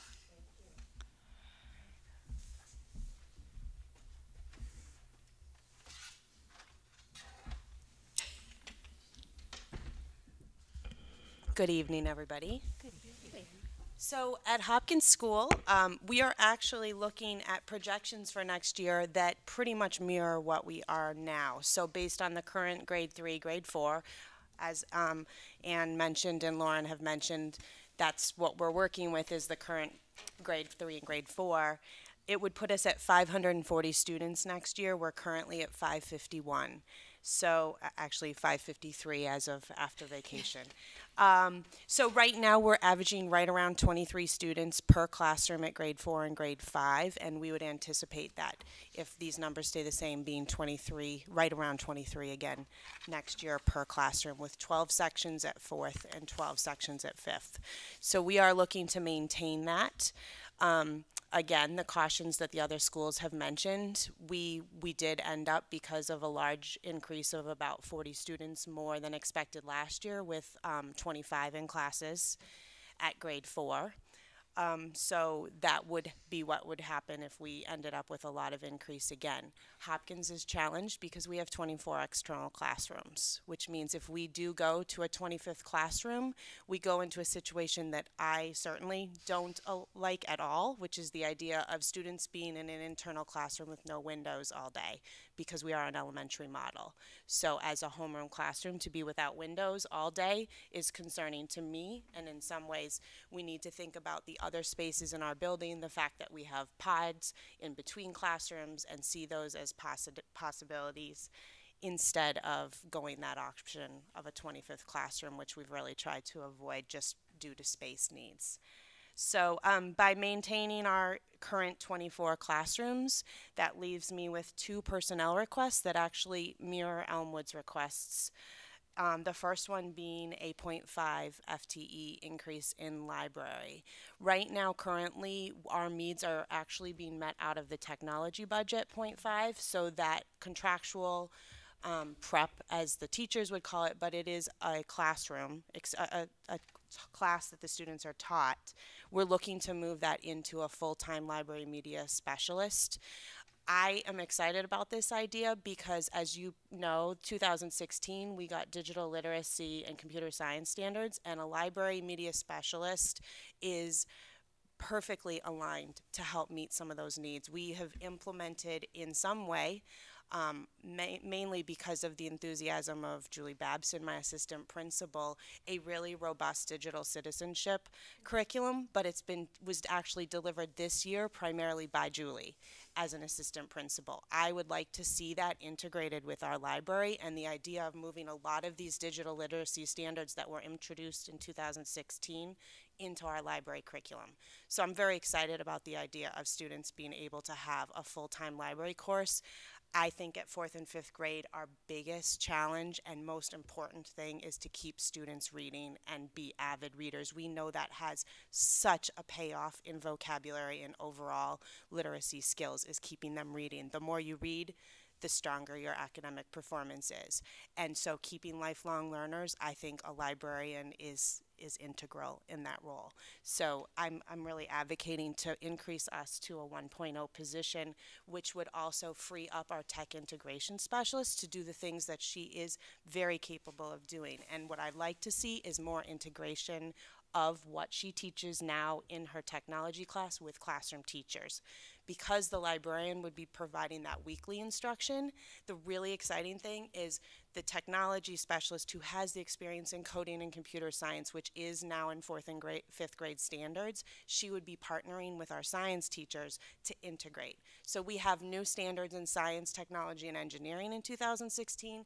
We also have those standards in 2016 in digital literacy and computer science. The idea of being able to weave those more closely together in collaboration between somebody with a tech integration background and a teacher of science is really exciting to me. And at 4th and 5th grade, I think that builds a great partnership, and you can do that in this model. So the increase is really, in my budget, something that currently was being funded through the technology budget, but lets that person do what they're really designed to do. So that's the primary personnel decision that we've seen as a really important and exciting opportunity given what the state has handed to us as our current frameworks. The other position that I've requested, like Anne, is to bring back our 4th paraprofessional. Two primary reasons for this. As you can hear from having already heard the middle school and high school budgets, Hopkins would have most likely continue to have some of the highest class sizes. And I am a firm believer, as is the Hopkins staff, in a workshop model. I think that that is absolutely the most critical way for us to teach reading. In a workshop model, we do guided reading groups. Frequently in a classroom, you're talking 6 guided reading groups in a classroom, right? So in order to make that work, in order to do what we know is necessary to differentiate math instruction with class sizes that big in a workshop model, it is very helpful to have paraprofessionals. So they're not designing the instruction, but they might be supporting the personalized learning happening on a Chromebook, or working with a small group of students while the teacher supports a larger group of students at differing levels. So I think primary purpose of a 4th paraprofessional at general education would be to allow more work in the classroom. That's absolutely the most important. The secondary, which in many ways is just as important, is for safety. Right now, I can tell you we have 3 paraprofessionals. So if you think about the size of Hopkins School, we have currently about 180 students per lunch. That's 2 paraprofessionals, which is a 90-to-1 ratio of paraprofessionals in the lunchroom. We've been very creative. We've been very lucky partnering with HPTA and using our HPTA supports for volunteers. The HEF grant that we got for our celebration station in the library has been a huge help to get students into the library and using it in different ways for Go Noodle and Chess Club at different points in the day, which we would still be able to do with the library media specialists being increased, but it does not meet the needs of safety for our lunches. I really think we need to bring back another paraprofessional to make sure that we're really having a more reasonable number of supervision. So those are my 2 asks, the 0.5 librarian and the full-time general ed paraprofessional back in our budget like it was last year.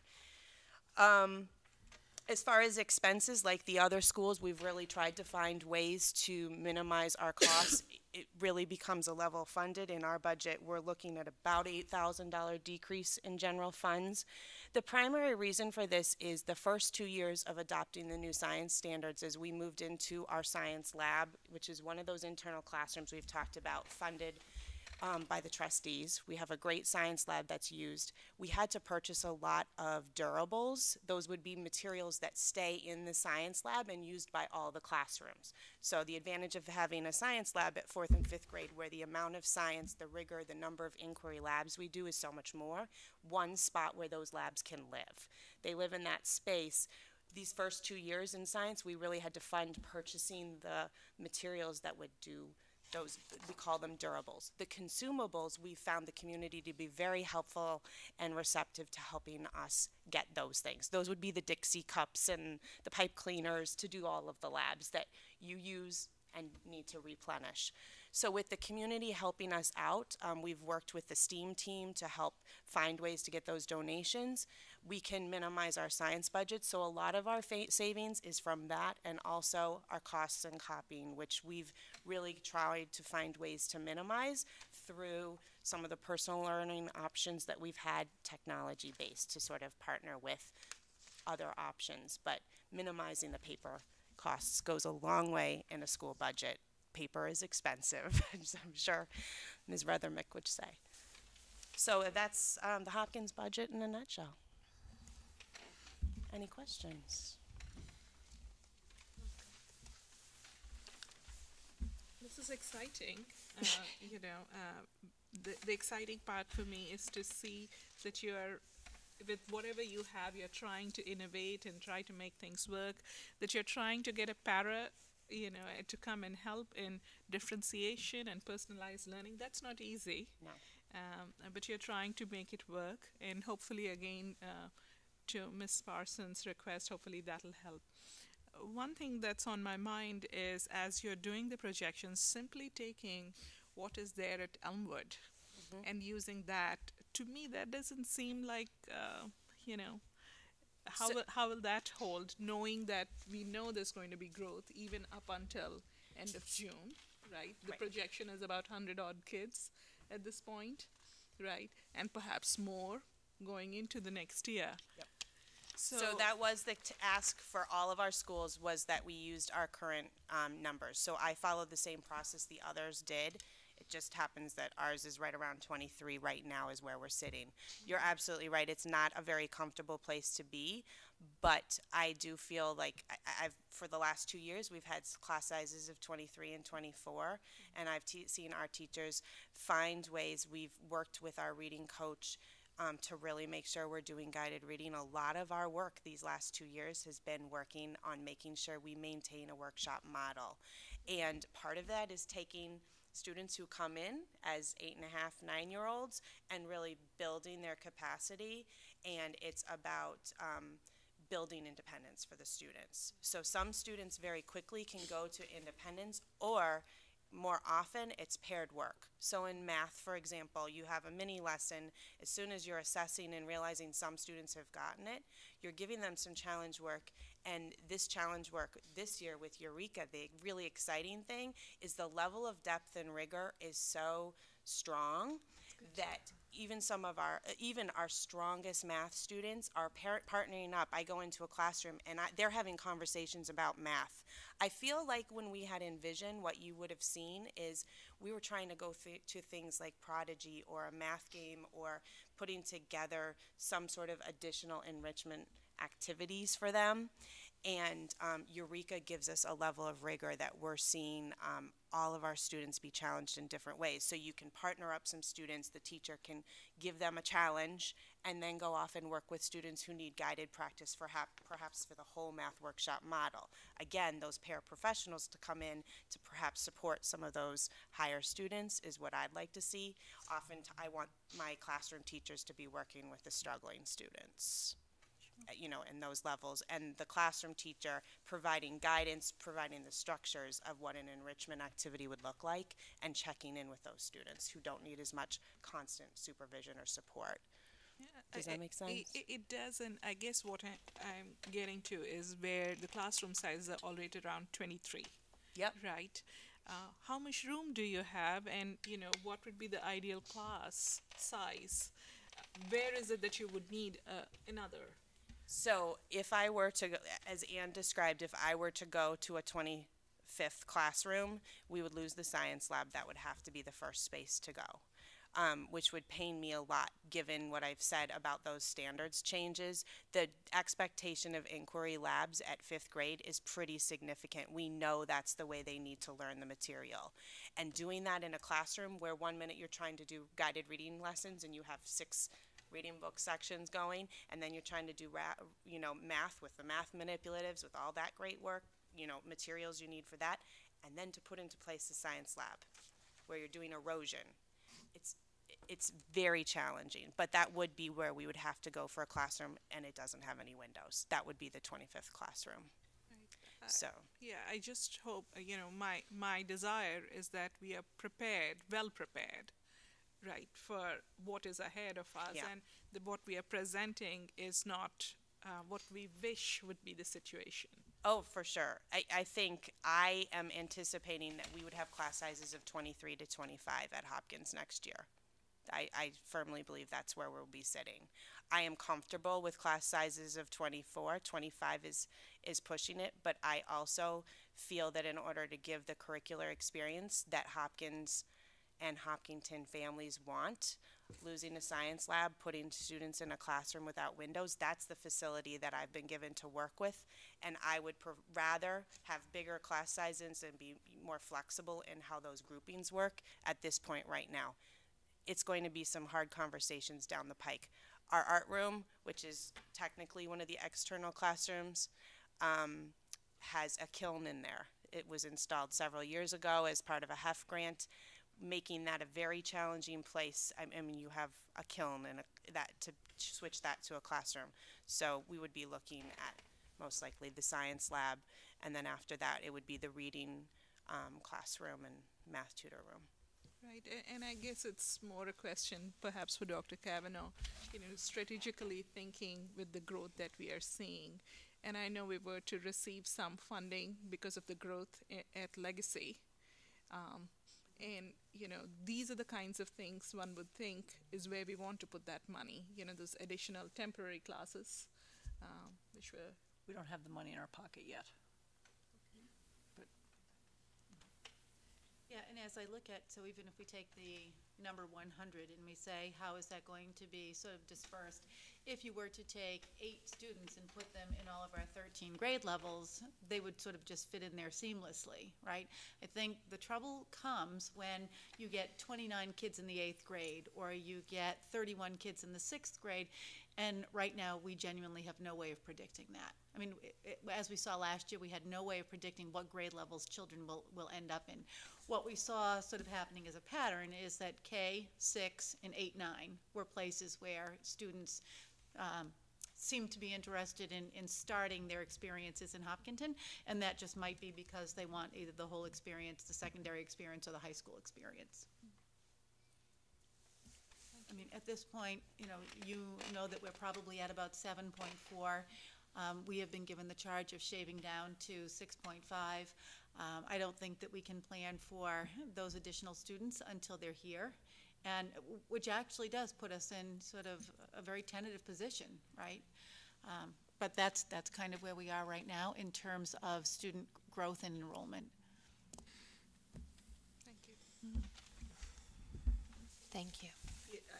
I would agree. We are looking out, though. We are going to have to look at down the road something space-wise. Absolutely. Years ago, The facilities are limited.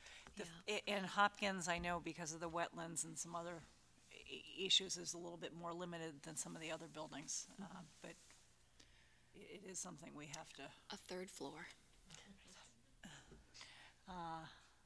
We'll be as creative as we can, and like I said, the workshop model is really something we believe in. But yep, it's a real, true limitation in Hopkins size. 24 classrooms is what they put in. And we had a statement of interest in with the MSBA for Elmwood, and that has been denied for this year. So we'll have to go back and reapply.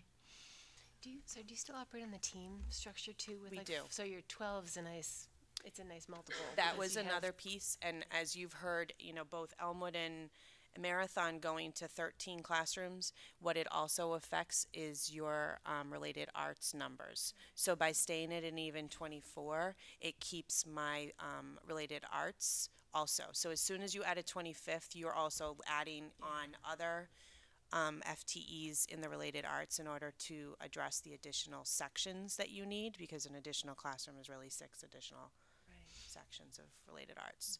So, yep, those are all parts of the decision. With our teachers at 5th grade in particular, looking to specialize now in 2 content areas, which was really critical, with the new math. ELA had new 2017 frameworks. We really felt at 5th grade, with the level of rigor, it was important to start to specialize some of our teachers, and they are really benefiting from it this year. And so some of those conversations about teaming, 4 classrooms, we have 2 teachers doing reading and 2 teachers doing math. Everybody teaches writing, because writing grows across subject areas, and then 2 teachers do science, 2 social studies. So as far as making a schedule that bridges into what a middle school 4 content area classrooms look like, it works very well with 24. 25 would be a lot messier. 26 would be a challenge. Yep. Thank you very much. Does anyone else? No, thank you. And then I don't know if any of our town partners have any questions, comments. So I will say, I know these are challenging times for all of you, and I appreciate that everybody came in with their supply budgets down and, looking at creative ways to address this. So thank you, all of you, for that. Yes, I would also like to echo that. Thank you to the 3 of you elementary school principals, your assistant principals. I know how hard you have worked in creating these budgets and being fiscally responsible, but keeping children at the forefront of your thinking. So, thank you. Thank you. Yeah, thanks. All right, so that we've already done this person's presentation, so that brings us down to your presentation. Okay. So I have the central office budget to present tonight. You will see that our increase is $557,485 since FY19, and that's a 17.4% increase. So that will feel like an awful lot of money. Payroll accounts are really where the bulk of that money lives, at $432,104. So that's why I think that you see so much money there. And then our expense accounts are up $125,000. So the FY20 salaries for individual office employees have been budgeted at the actual FY19 pay rates. And so the other thing that you're going to see as a huge increase to the central office budget is our increase in transportation. If you take a look at our central office personnel, the one thing that we are looking for is a 0.3 increase to our benefits coordinator. Right now our benefits coordinator works at 0.7.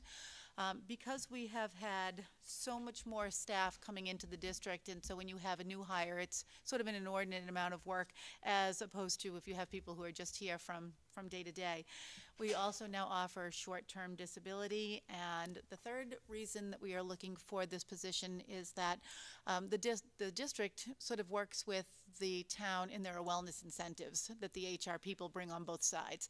And to be honest, in terms of the teaching staff, we are a little more lax than the town has been, and it's probably just been because our benefits coordinator hasn't been able to do that work on our end, just because she's sort of inundated with other things that have been happening.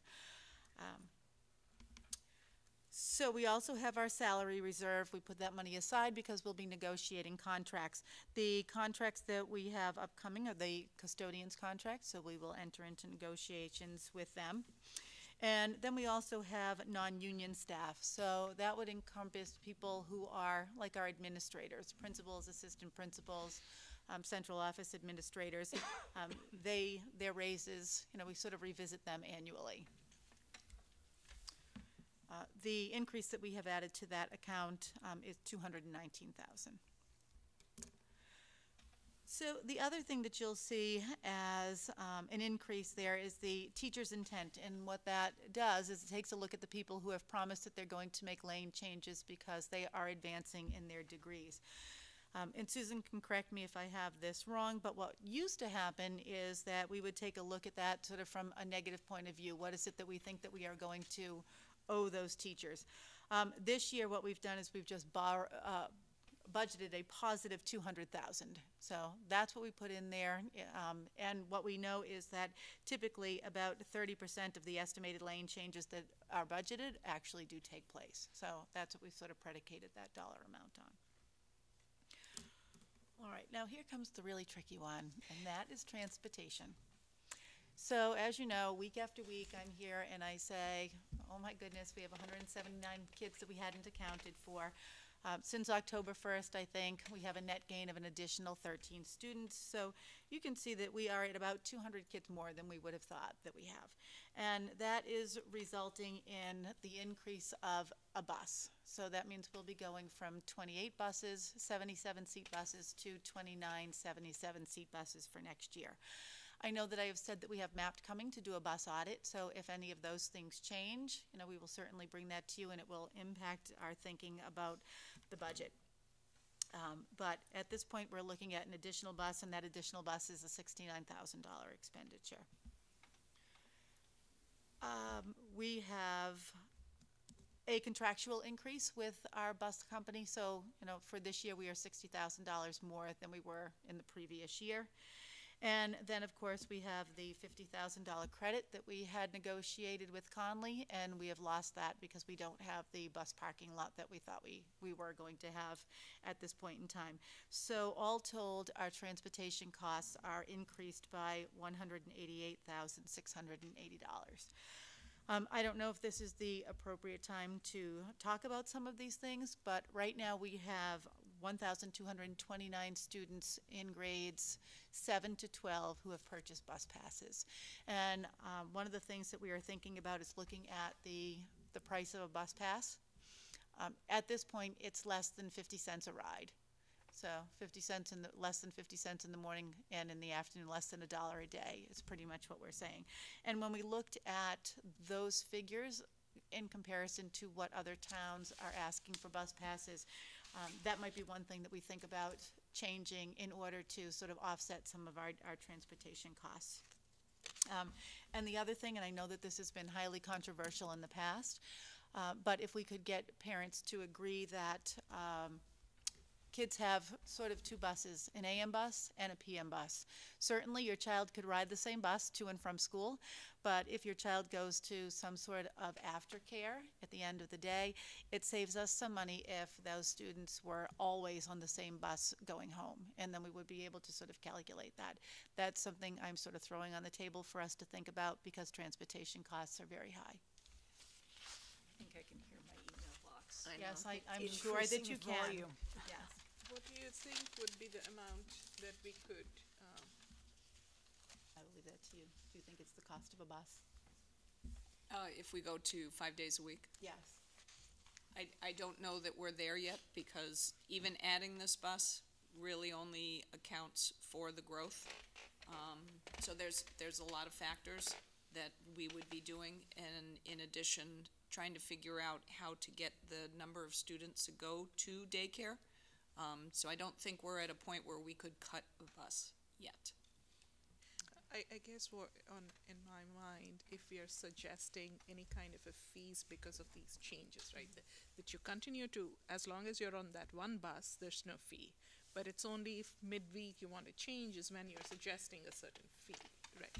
It's Well, you're just elementary throwing it pay out no there. fees. I beg your pardon? Elementary does not pay a fee. Right. Yeah. But what you're suggesting, is it for elementary included? No, you can only fee grades 7 through 12. Right, yeah.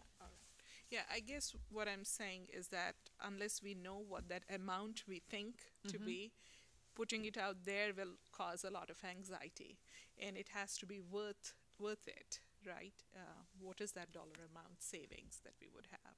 Yes. Well, I think what you are looking at is not adding a 30th bus. So about $60,000? 69,000. So right now there's 29 buses. We go to 5 days a week, that doesn't mean you come down to 28. But That if means you don't go to 30. we potentially don't go to 30. Originally, when we developed this budget, I put in for 30. Do you know roughly how many kids we have that take daycare buses? How many kids we're busing to daycares? So there's 310 kids total that go to daycare. Now, you have to keep in mind, some of those are our own that stay here at the. That don't require busing. That don't require busing, yeah.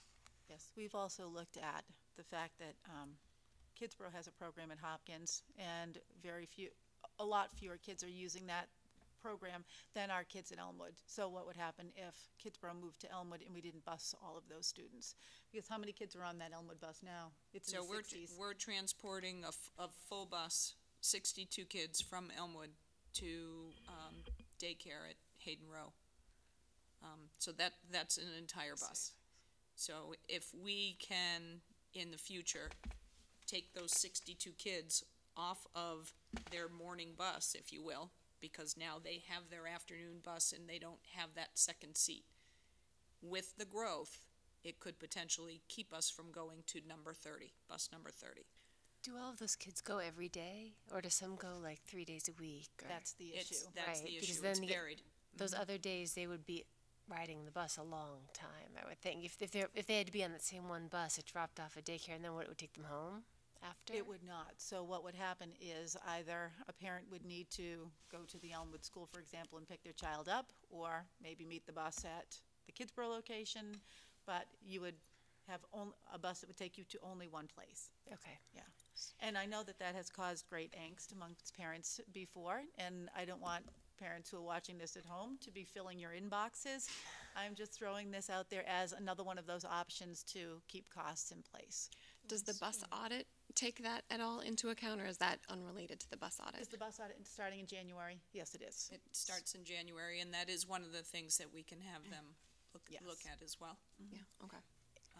But, if you were to take those kids and say you get one seat in the morning and one seat in the afternoon, like I said, 300 kids, less the ones that are in-house, you're taking them, so you may take bus 1 in the morning, but then those 300 kids are now on a different bus in the afternoon, and you can change the configuration of that bus. Right.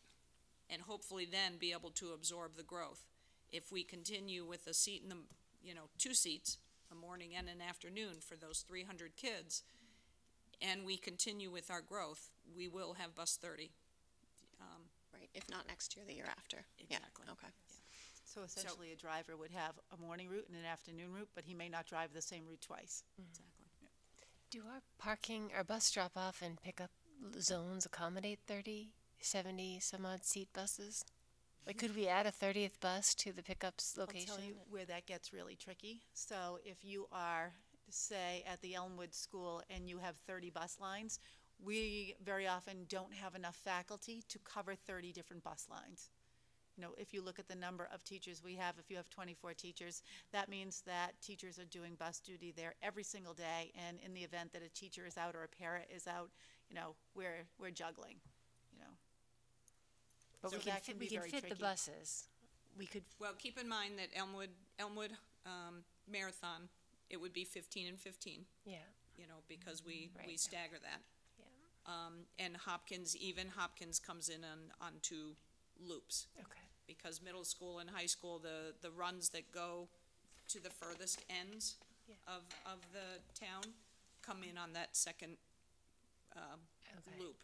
So while it's not like Marathon and Elmwood, they kind of are, because the buses are still coming in on a second wave, if you will. Okay. I guess an alternative that I would like to have some figures on would be, and not now obviously, but would be the impact of assessing a fee to the daycares for each child that's being transported there. At some point, the benefit of having kids. I don't know that we can charge.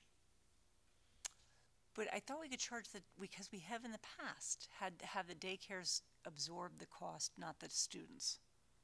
Okay. Okay. Yeah, we can look at that. Okay. So, Dr. Captain, when I look at the overall increase of 17.4%, that's pretty high, and it looks like it's about $550,000, right? So is there any room for anything to be cut off here at all? I mean, I know this is just the first you're presenting. Based on what you're presented here, where is the wiggle room? Is there any wiggle room? So there really isn't, because in this budget, you're absorbing both your teacher's intent and your salary reserve, which, once those are awarded, they're spread out among all the buildings. But this budget right now holds those. So that's why if you look at it from FY20 to FY19, FY19 is 0, because those salary increases have already been spread out among the rest of the school budgets. So those numbers can't go away, but if you think of it in terms of taking that and spreading it out among all the buildings, but we just don't know where those numbers belong yet. Right. And then the bus is the bus. We're at capacity. Yeah, and I was questioning the 0.3 administrative in my mind, but that only amounts to $15,000. It's very small. Right. So where is it that there could be a big gain? Right. And when teachers do, their lane changes, if they have enough graduate credits to move from master's to master's 15, for example, that's contractual. Is there any hope of having a bus parking lot in the foreseeable future? So as you know, that's part of the capital plan. The cost for the lot increased, and so we do have to go back to town meeting to ask for more money. So it will again be up to town meeting. Is that in the scope of the mapped evaluation of our transportation situation? So the other thing that they will look at are traffic patterns. Okay. Yeah.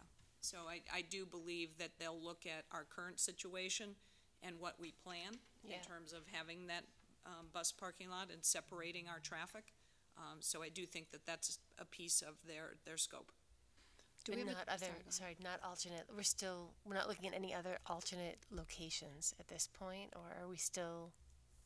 So keep in mind that even though we say it's a bus parking lot, it really becomes where you're doing your drop off and your pickup for your students. So you're separating the traffic, which currently now is all in the front of the building.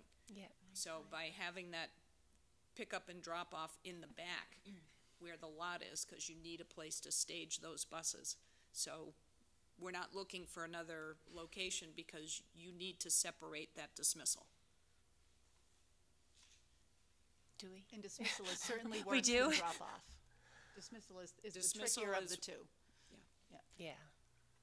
I could see that. So, this may be a little bit outside the bounds of the transportation, but somewhat related. Where do the parking fees end up? Like kids that are paying for parking. So you have another revolving account that's a parking revolving. So you have a bus fee revolving and a parking revolving. And my recollection is the bus fee and the parking fee are fairly comparable. They're the same. They're the same. Yeah. When I look at when we're not considering in this budget the change to the price of the bus pass, the one concern I do have, or one of the concerns I would have in increasing the cost of the bus pass, is that it's not encouraging kids to take the bus at that age, or any age where you're charging a bus pass. My concern is what happens in the traffic out here, or out there actually, if we're not encouraging kids to take the bus. And that creates a nightmare for people in town, not just for the kids and for the safety of the people coming in. And maybe considering other ways to offset that revenue. I'm thinking of parking, and I'm just off the cuff, if there's a way to separate those out a little bit differently to encourage bus ridership. Yeah, so we keep the parking fee and the bus fee the same, because as kids get their license or get a car or whatever, they can swap their bus pass for a parking. Did not know that. So that's why you have the consistency of the fee, so that you don't have people looking for refunds or trying to jump from one to the other. And you cannot hold both. It's an either or. Yeah. You can pay for both. If you buy a parking, then the predicate would be that it's because now we're going to take you off a bus. Right, it's either or. You can't have a bus pass and a parking spot. We have an opportunity at a future meeting to have a more in-depth, because transportation's so fun, right? To have a more in-depth conversation about this. I mean, I think particularly about, I guess, once we hear from MAPT, what they've looked at, and you know, I think we have a lot of assumptions around we have to drop high school and middle school kids at the door. I don't know if that's an assumption that's valid. I mean, we could have, there are plenty of schools that have a little bit more remote drop. You know, I don't know what the assumptions are. It's definitely not in the four corners of this agenda, but I think that there's an opportunity to maybe have a discussion more about transportation. And I just feel like it's fair to put all of this on the table tonight. Not that a decision's being made, but by January 17th, one will be made. And so I think it's important for all of us to hear. Do we have a time frame, a timeline for when MAPT will get, it's not starting till January, is that true? So they'll be out here January 8th and 9th. Okay. They will sit with several people that are involved with transportation, but then it's about a 6-week turnaround for a full report. So it wouldn't really be in time for us to incorporate any of their information into the budget, is what it comes down to. Not in time for you to pass the budget. So keep in mind that we have to follow the schedule, you know, calendar, if you will, right. That you have. So you will have to pass a budget. That doesn't mean that by town meeting you may not make revisions. Okay. Actually, I have a more general question. Where are we overall now that this is the end of all the presentations with what was proposed, the 6.5% versus where are we at the moment? So as of today, we are still sitting at 7.4. And I know I had said to people as we had been going through this process that we were probably closer to like 200, 250 away from the 6.5 target. So $250,000 away from being at 6.5. But I think one of the things Mrs. Rothermick talked about at our last meeting is that the cost of accept transportation has gone up for us suddenly $200,000.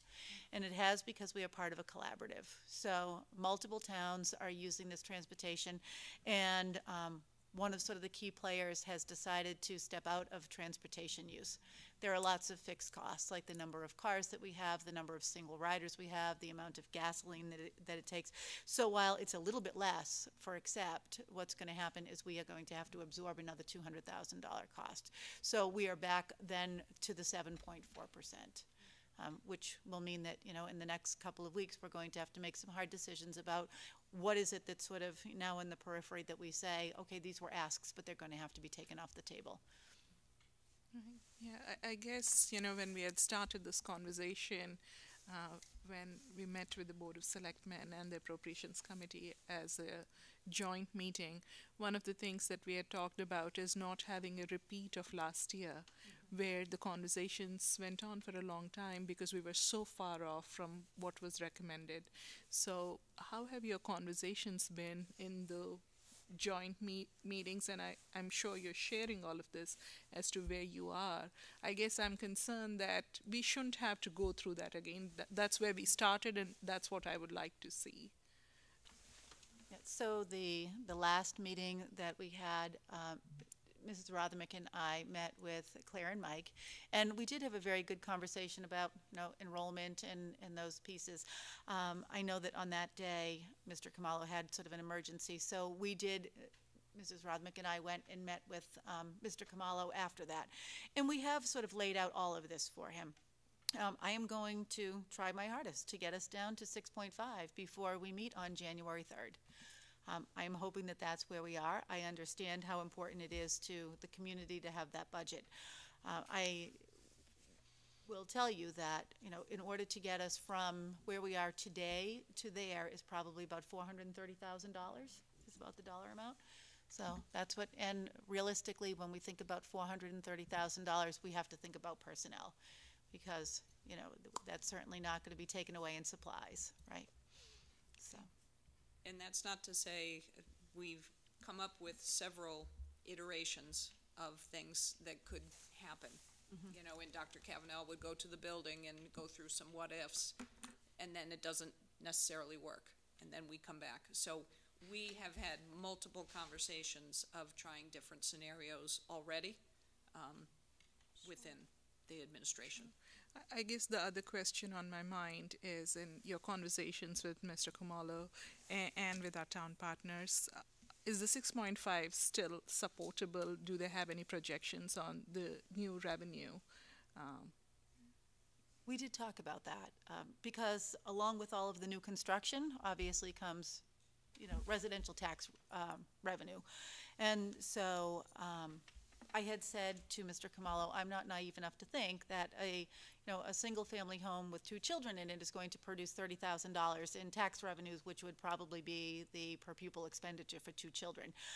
But my guess is that there has to be, some substantial revenue coming from all of the new construction, because we're seeing it in our schools, right? So 6.5 still holds, can be supported. I'll be very honest, at this point, to my thinking, at this point in time, I could probably reduce $200,000 from the 435. Okay. After that, it's going to get very tricky. Okay. And I think that that's probably the money that I had in my mind before we realized that we had $200,000 coming from except transportation that was entirely unforeseen. Thank you.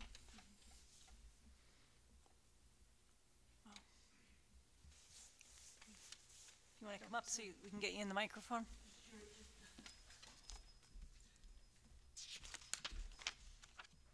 Just a quick answer to Mrs. Barat's question that every year there is revenue from new growth, but the projections are that this year's new growth is less than last year's new growth revenue, and the projections going outward are that revenue from new growth is decreasing. So we are getting revenue, but it's not at the same rate it was before. So we still need to be watching our budgets, because the expenses are going up and what we're getting in from new growth is not holding where it was years ago. And I guess, Mrs. Wright, that's where my question was coming from, that can the 6.5 still be supported?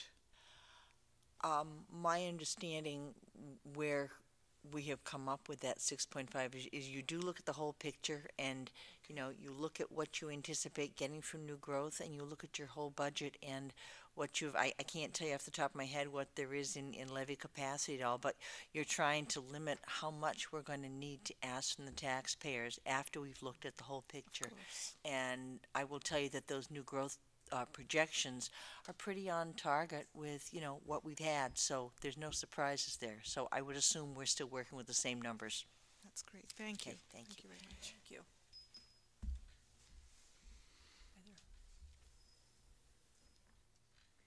That feels very heavy and dark. It does, I know. I'm the mistress of doom and gloom.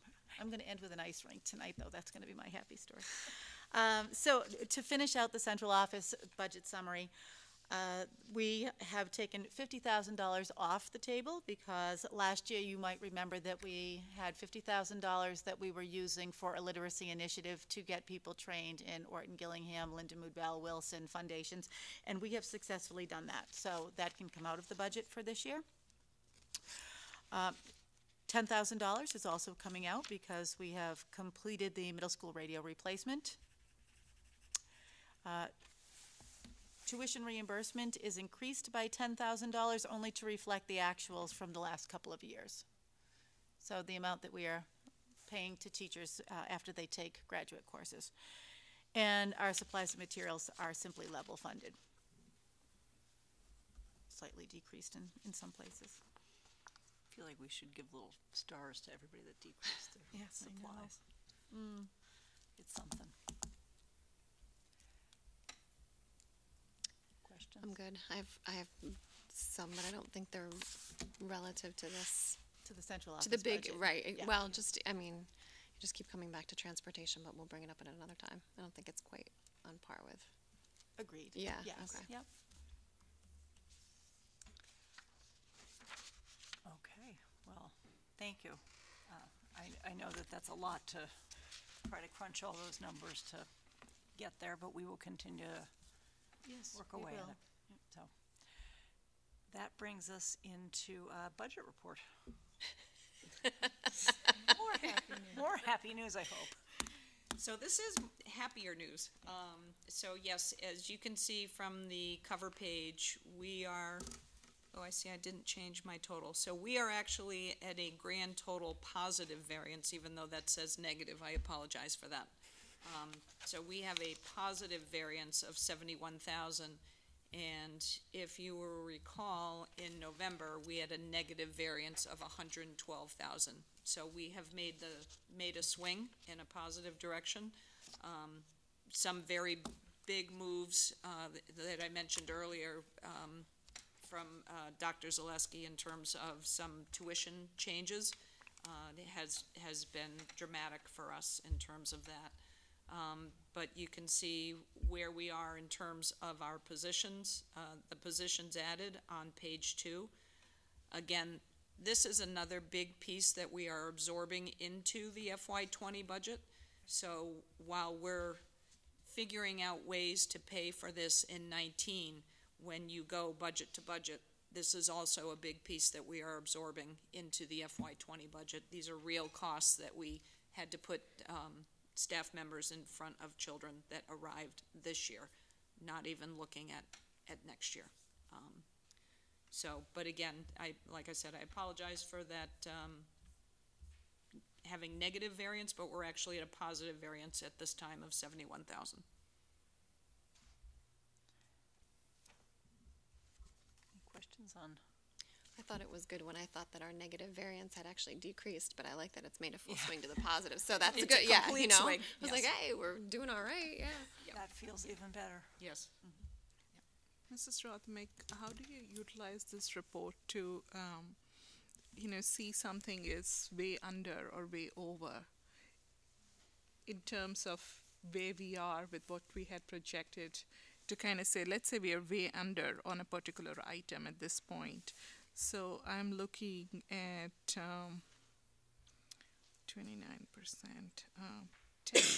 tech facility salaries, for instance. I'm sorry? I'm looking at, let's see, which page number 3 of the Muni report.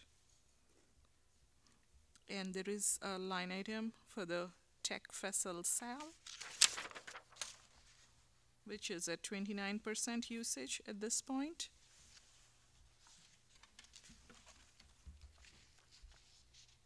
Do you utilize this to kind of say we are a little under spending in this area or overspending? Do you utilize this to make those kinds of decisions? Yes, so from this report, if you go to the earlier pages, that has the expected total spending. Right. And so that's where I project out where we will be at the end of the year. Okay. So the Munis report is incorporated into these earlier pages, if you will. Okay.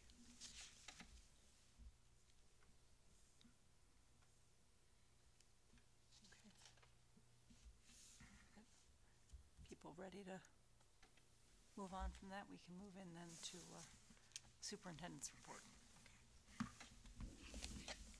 Thank you, Susan. That was, I like the way you put that all together with the cover, and I like the fact that it has improved. Helps the dark cloud from the earlier report. Sorry.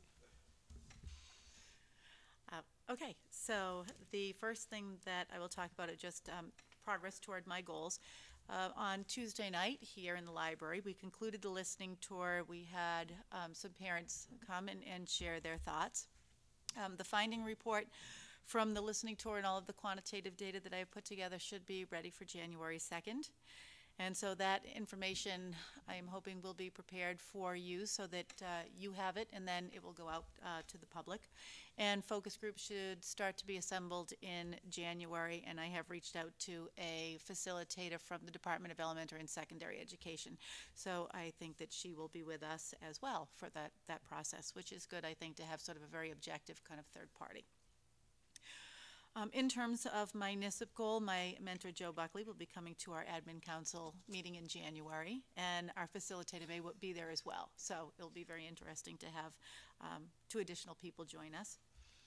With the reading and writing goal, Dr. Zaleski and I met this morning. We are now have, collections of student writing, and we have taken that and we're sort of analyzing it and getting those pieces ready for the last session that we have with the English department and the special educators, which I think is February 1st.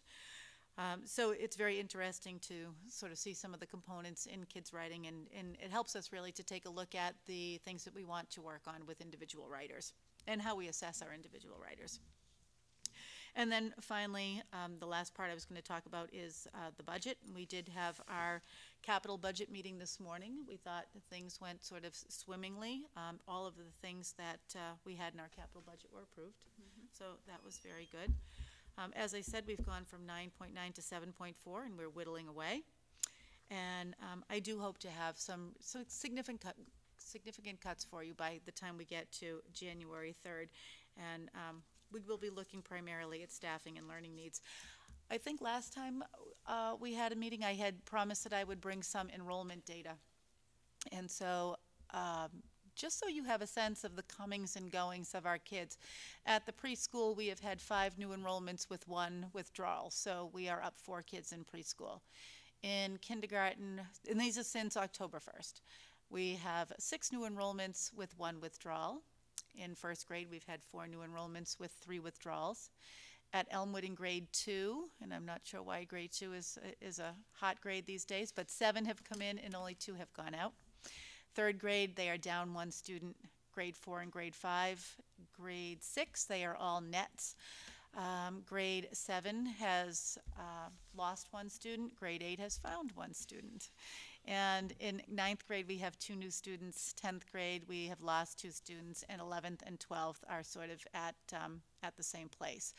So at this point in time, I think we have 3,698 kids who are enrolled in K-12. We have 34 out of districts. We have 26 vocational. So our current enrollment is 3,756.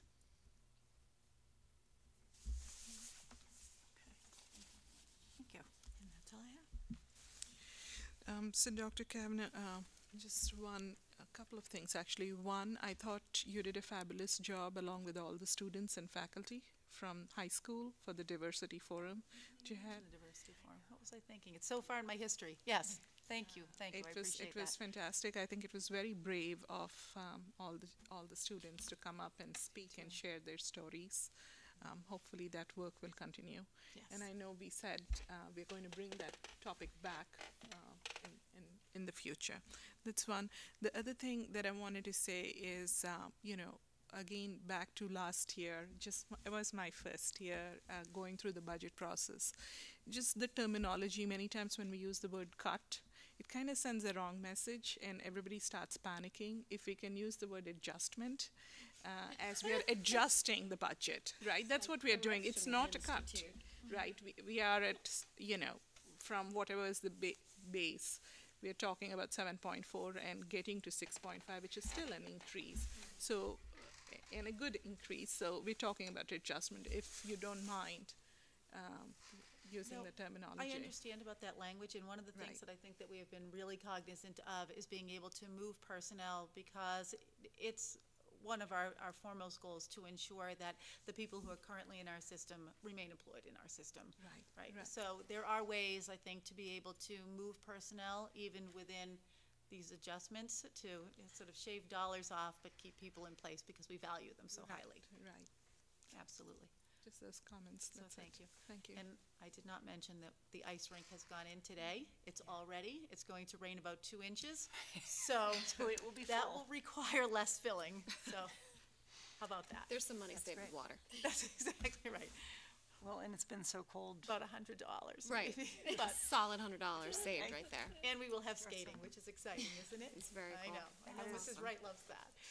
That is fun. I do enjoy that. Yes. So, thank you.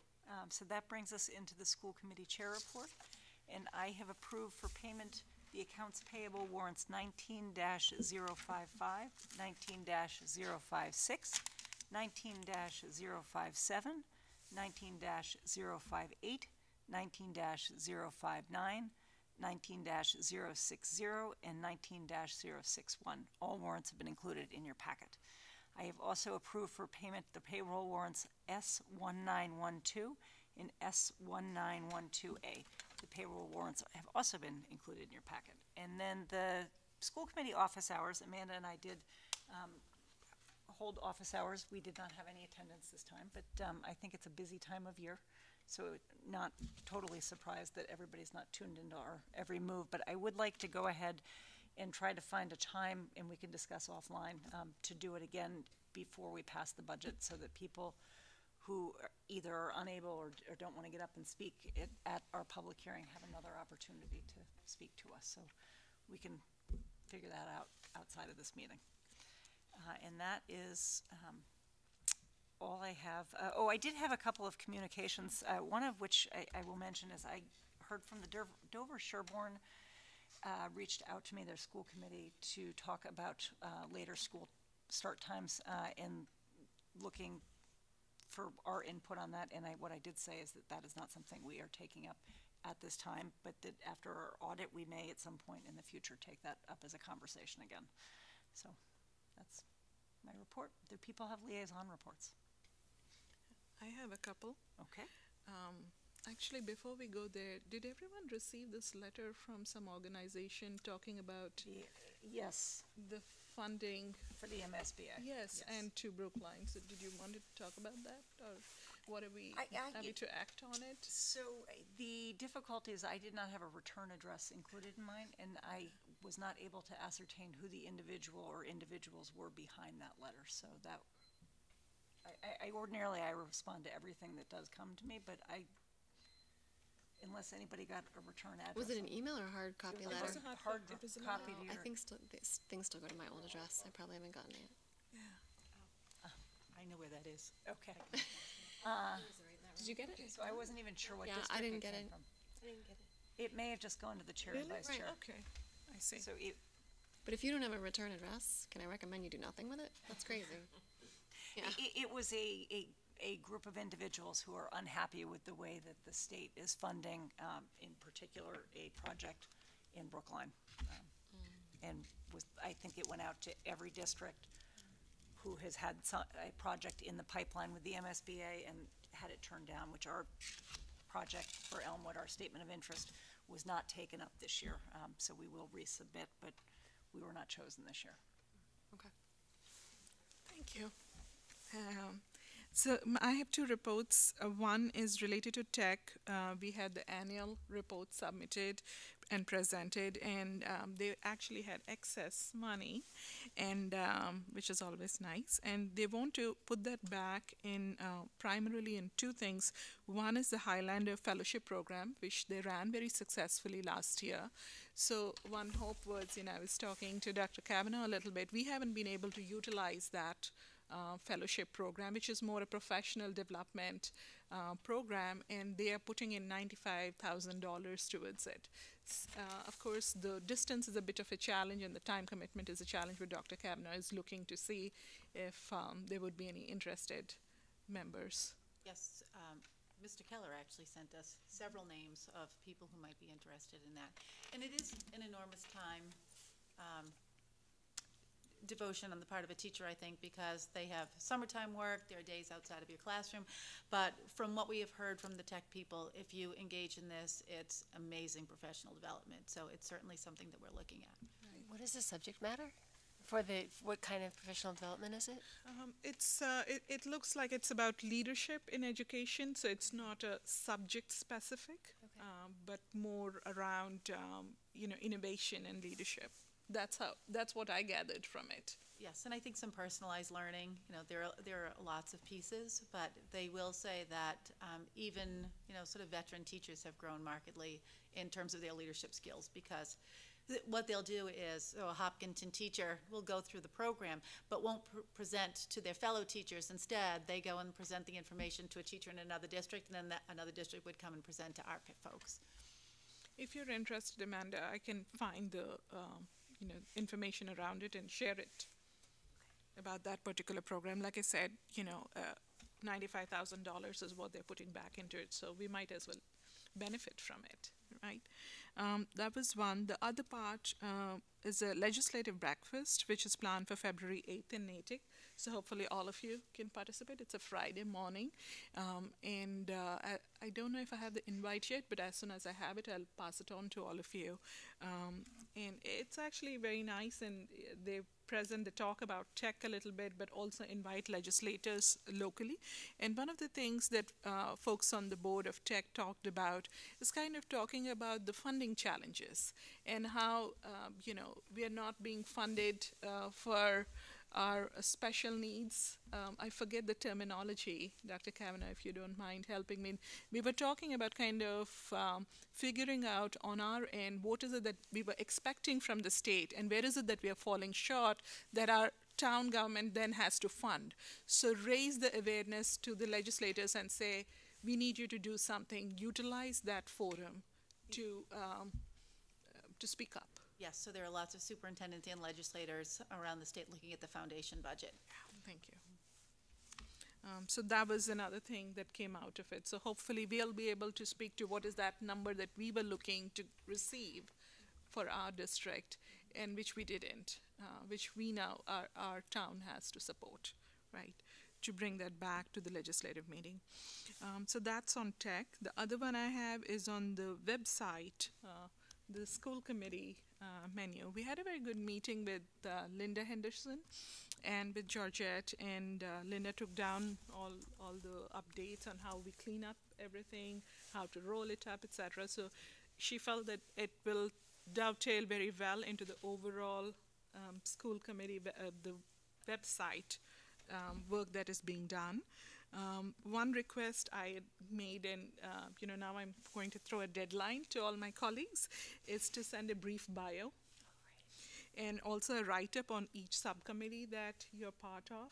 I have received from Meg on Youth Commission and her own bio, if you all want to take a look and kind of get it seems good from the length and whatnot, if that would help. And so the deadline, January 9th, if possible. That'll be great if we have that. That'll help us clean up our side of the website. Those are the two primary updates I have. Great. Are you now, at this point, are you updating the site directly, or is Georgette doing that for us?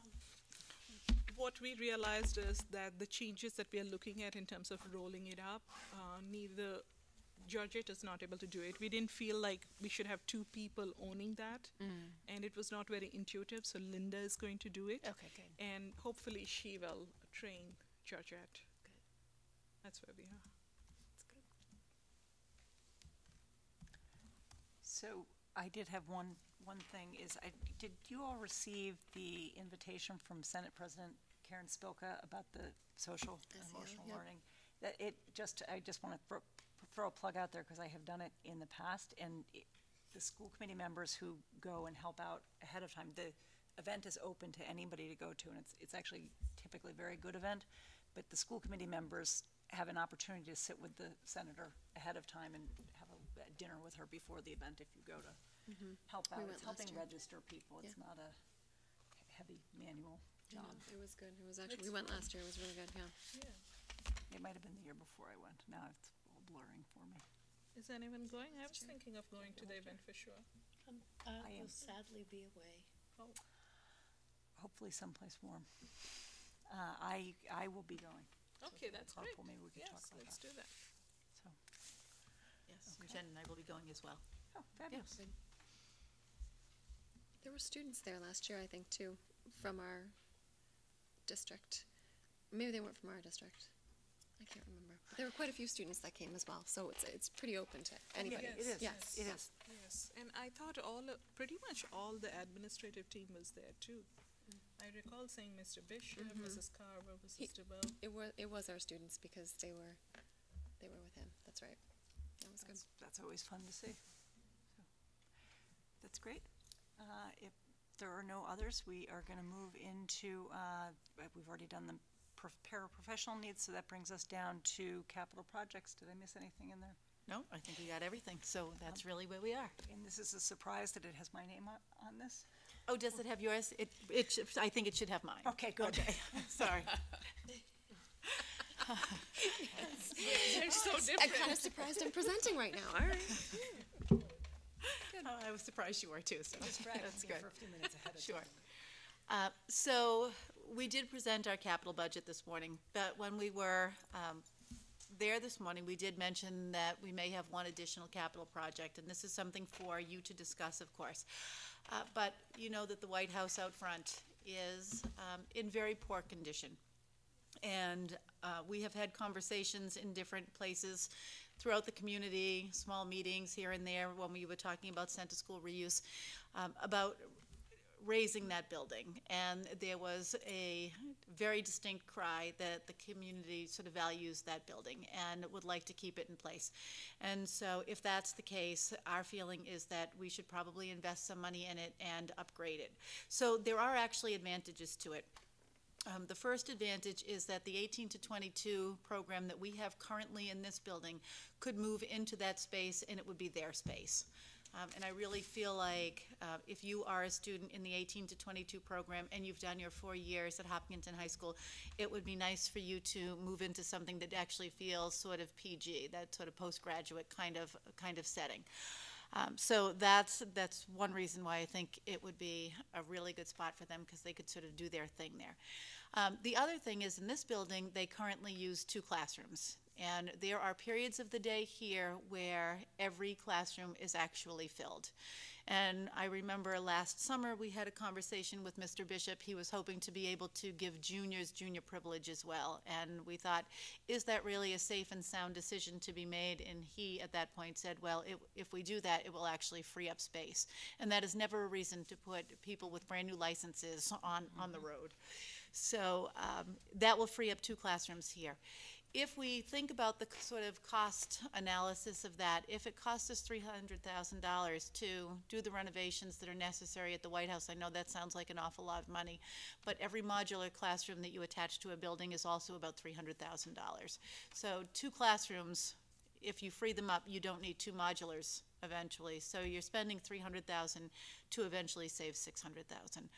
And truth be told, if you want to salvage that building, something has to be done with it before it becomes just so decrepit that it costs more and more and more to save.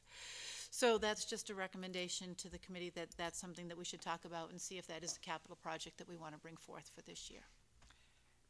So I'm going to jump in if that's okay. Please.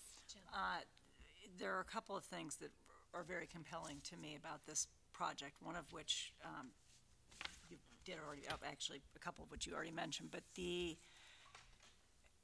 cost of the modular classroom seems like it's going to hit us sooner rather than later anyway, but the space that was looked at the center school for the 18 to 22 program is not going to be ready in the near future to move the 2 classrooms out of here. But it also, in looking at what has been proposed for the 18 to 22 program, it occurred to me that there are some limitations in terms of combining that 18 to 22 program with the offices down there, that they wouldn't have a tremendous amount of space for what has been proposed currently, or what I have seen of what the consultant had proposed. But having a new space would allow us as a district and our special ed department to look at programmatic improvements and look at not just the physical space they are, but what they'd be able to do programmatically different in a space that's their own versus in a school building here, and improve opportunities for inclusion with the community would be my 2 cents. Dr. Kavanaugh, if I recall correctly, how many kids do we have in this program right now? I think right now we have, are there 4 kids, 5 kids in the program? Yep. 5 kids. And I recall, and we're talking about 300,000? Mm-hmm. I recall us, when you had presented for the one at Center School, I thought one of the things we talked about was the proximity to the town center and being able to walk. Not that this is very far, Mm-hmm. but Center School is such a perfect place for anything really. So I'm just trying to, I'm wondering. Yeah, I don't even necessarily know that I see that as the permanent location for the 18 to 22 program, but if we could house the 18 to 22 program there for a few years before Center School is ready, at least the building will have undergone its renovation, and it will free up 2 classrooms here in the immediate. So I'm certainly not saying that Center School would be eventually a very good option for an 18 to 22 program, but it's far off. What kind of renovation are we looking for within the White House? Well, I would think that you would certainly have to do a kitchen renovation. You'd probably have to put laundry facilities in there. I would like to see, something go in there where there would be a place for kids to kind of, learn, but also to kind of hang out. And one of the things that we see in those programs is that there's a social component that's really nice. So that's the kind of thing, and I would also say if you've looked at the outside of the building will need some work as well. One of the things that we know now for sure is that there are some plumbing needs there. Yes. And if we did eventually move out to Center School down the road, what would we do with the building? I mean, I don't know if we would ever return it to offices the way it is right now, or if there's some other program that would be appropriate to put in there. I don't know. What is currently in the building? Special education is on one floor and building and grounds are upstairs, along with, interestingly, the bus dispatcher. And would they stay there? Was that if we renovated it, would this 18 to 22 program need the whole building? Are you envisioning, or would we? One of the things we've discussed is maybe leaving building and grounds upstairs and just using the downstairs for an 18 to 22 program right now, and moving the special education personnel out of that space. Okay. Right now, the special education director does have an office with us over in central office, so she has 2 secretarial staff that would need to go. I think the most difficult part of moving special ed out of that building are the files. They just weigh so much, and they need to have proximity to the people who use them. Right. So. I guess in my mind, I'm fully supportive of the 18 to 22 program and the fact that we need to do that. I just don't know if we're trying to rush into this and have we thought through this a little bit. That's where I am with it. Sure. So, one of the other things that I would say, I guess classroom space is a big issue for us too, right?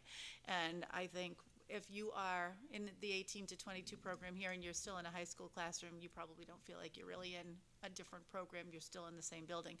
But it would also be wonderful to free up 2 classrooms in this building. I mean, there's nowhere in the world you can buy 2 classrooms for $300,000.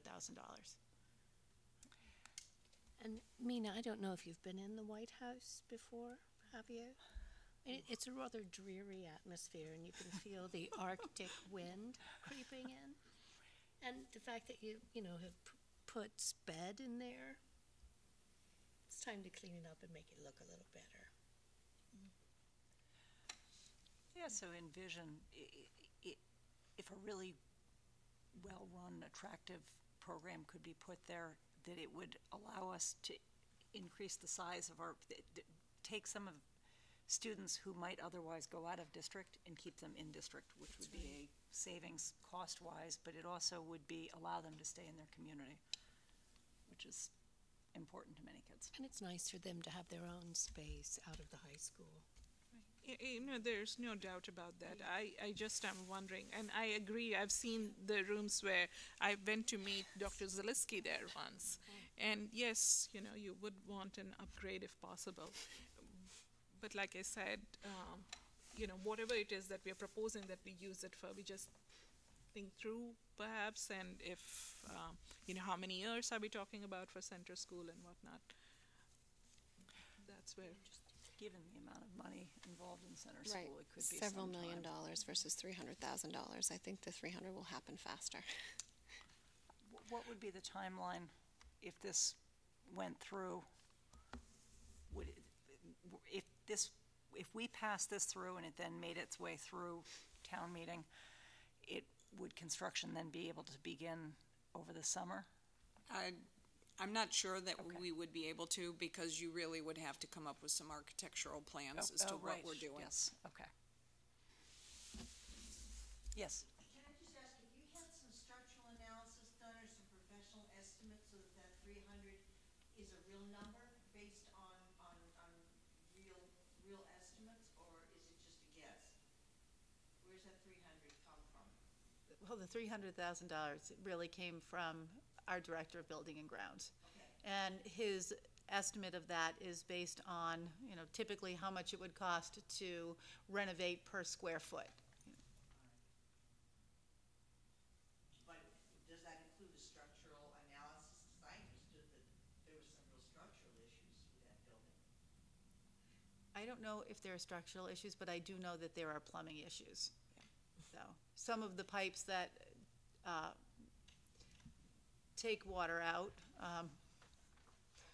have tree roots running through them. So I'm not questioning the need. I'm just questioning how good a number 300 is. right. I'm just telling you what I know to be a problem there. Yeah. Yeah, so that is not based on any engineering, any architectural study. It is a ballpark, and it could in fact be double that. So, you know, without having done a true study, so I think this is, you know, kind of gauging the committee's desire whether or not to move forward, because it's not part of the capital plan as it exists now that we've presented. So. Is it a historical building? Is it something that we have to preserve because the school owns that property, or is it something that if it deteriorated slowly over time, sad though that would be, we're not breaking any. I've heard is that people will say it's a historical building. I don't necessarily know that I've seen any It's documentation. not registered that with it is. anything. I have not, so I hear these whisperings, and Right. That's so why I ask. I Meg, don't you- know what's true, so I was gonna figured I'd say, ask and you, Meg, yeah. You've been in the house, so you look around, there is no, if it is truly historical, there's. Sentimental. There's no historical integrity left within the house. So I'll just say that. I definitely feel. Sentimental may be what it is, but right. Not having the history here, I don't even know what that sentimental is. Right, and so barring historical preservation issues, I mean, I think that it would be nice to have the space, but I would, if we can knock it down, it would almost seem a more prudent and less expensive option than renovating a building like that. Agreed. Well, that's where we started. I mean, we talked about just raising that. I mean, aesthetically, the whole campus would look a whole lot better. Right, without the it's white not roof on pretty, it. yeah. But we were met with some resistance about that. In what format? I don't remember there being a town discussion on the way. I must have missed. Like, was there a survey or? How, Oh, no. It's Just in conversation. Like in conversations in places, right? Especially around the center reuse. Right, I heard probably very similar things, but. So, would the first step then, if we look to add this to the capital project plan, are we looking to add the studies to do it and the plans to be drawn up in this year, or are we looking for the full? To be cautious, we might want to think about feasibility. Yeah, I mean, you would have to do a feasibility study and come up with true costs, and that would be. So the year one would not be a $300,000 ask. It would be for the feasibility and first step. Maybe. Is that? Yeah, and we may learn that it would be most appropriate to take it down, right? I mean, that could be the recommendation. Right. So to make the first step and at least find out what the options are for that building, especially if there's tree roots growing in the plumbing, probably is a good, at least get the ball rolling, and if it needs to be knocked down, we'll knock it down, or if we can, I mean, I feel like that's a solid recommendation, just to see what can be done, if anything, to save it or not. Yeah. I'm Right. sort of not married to, you know, saving it or raising it at this point, but I am interested in finding out what could be done. Right, and if we're using it, I'll admit, someone my first week said something about us using the white building, and I thought, that thing's empty. Nobody's in there. Right. And then, little did I know, 1 week into school committee, oh yes, there are folks who actually have offices in there. So getting the folks into something that's a little bit better would be nice too. Sorry. No, go. If we end up raising that building, hypothetically, because I think center school, even if it gets the funds appropriated, would be down the line and further than this project, where would those offices go? All of them. I mean, that's seems like. No, we've had this conversation. And so we've gone through this conversation multiple times. So building and grounds, we've looked at some areas, somewhat within storage areas.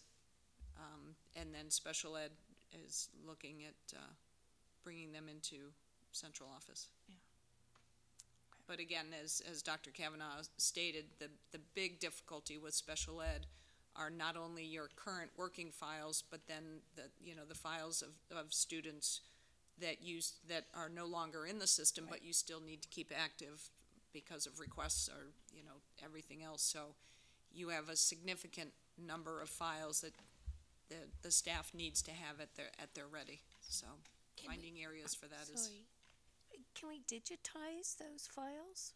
So we are working on digitizing going forward. Right. But you have all your past ones, so. Scan? Yeah, and Right, even yeah, if there are, spaces in the central office where you could store some of those files, the law says that they need to be locked, so they can't just sort of be out in open spaces too, which also complicates the matter. And how So big we is are the- looking at the digitizing going forward, but the backlog of the years that you have to keep would be significantly costly to scan. This is my last question, I promise. How big is the staff that's in that building right now? How many people? There are 3 people in special education, Dr. Zaleski and 2 secretarial staff, and then there is the director of building and grounds, and how many folks does he have in there with him? 2 part-time administrative assistants and the bus dispatch. And then Flower. I was guessing So more than that. 6 people would be Okay. displaced, I was yeah. thinking it was more than that. Okay.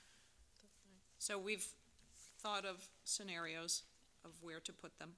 Okay. But they look like they must be really awesome from the expression on your face. Like, I'm sure Tim's.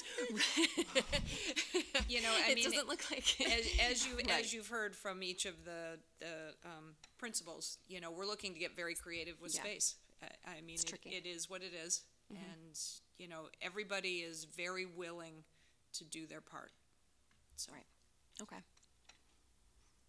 But if we thought that was a good location, but the building is not structurally worth salvaging, there's nothing to say that we could rebuild. Mm-hmm. Sure. Right. I mean, so are we saying that our first desire is to see whether it can be torn down or not?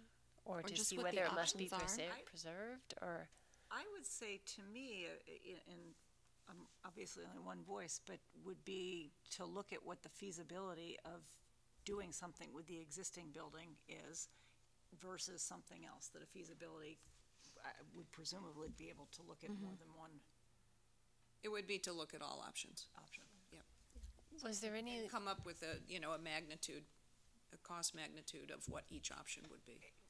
I hate to say this, I hate to bring the T word back up, but was there any thought in the transportation discussions about, gee, if only we had that land for? Well, if you go way back a year ago, we actually did put a driveway right through that house. I kind of remember that last May. I think I remember seeing some. So proposed. the one of the options was having a driveway where that house is that brought it out, traffic out to the light. Yep. So it gave kind of a better way of getting out, so you would now have a traffic light that, could be directing traffic getting out as another option, another egress. I did kind of remember that, yeah. Yeah, so I already went through the White House, so it's gone in my plan. What is a ballpark on a feasibility study? That I don't know off the top of my head, but I can certainly look into that. But if that's something that the committee would like to move forward, I can certainly get that cost and we can present that. You may want to get your opinion from your building inspector, town engineer before feasibility study. You get them for free. That's why we keep you around. Mm-hmm. It's a great idea. That is a good idea. Do you want the mic for that? You might want to come over here for a second. Yeah, that was a good idea. So I love the idea. I mean, just to say, I love the idea of a space for the 18 to 22 program and really doing it well and delivering something that's outside of their high school, because it is a different, it's a stepping stone and you need to step for that. So I love the concept. I've only been in the building a few times. It wasn't a pleasant experience, so I'm a little leery of working within something that's not in great shape, but I'm not an engineer, so. So this is not pressing that it has to have a vote tonight, I'm assuming. Absolutely not. So maybe the opinion of the building inspector would be a great first step to bring, before we bring it back. And then I would think also maybe some kind of a range on what a feasibility study, if the building inspector thinks it's possible, it sounds like maybe there's some opinion on what the building inspector might think, to look at what a feasibility study might cost and then bring it back. Does that seem That's like a good idea. And Use our you free know, resources. You're anyway looking at the bus parking lot all over again, right? Is that right? I don't know if it's possible to put this in rather than a separate feasibility study. I don't know, just throwing it out there.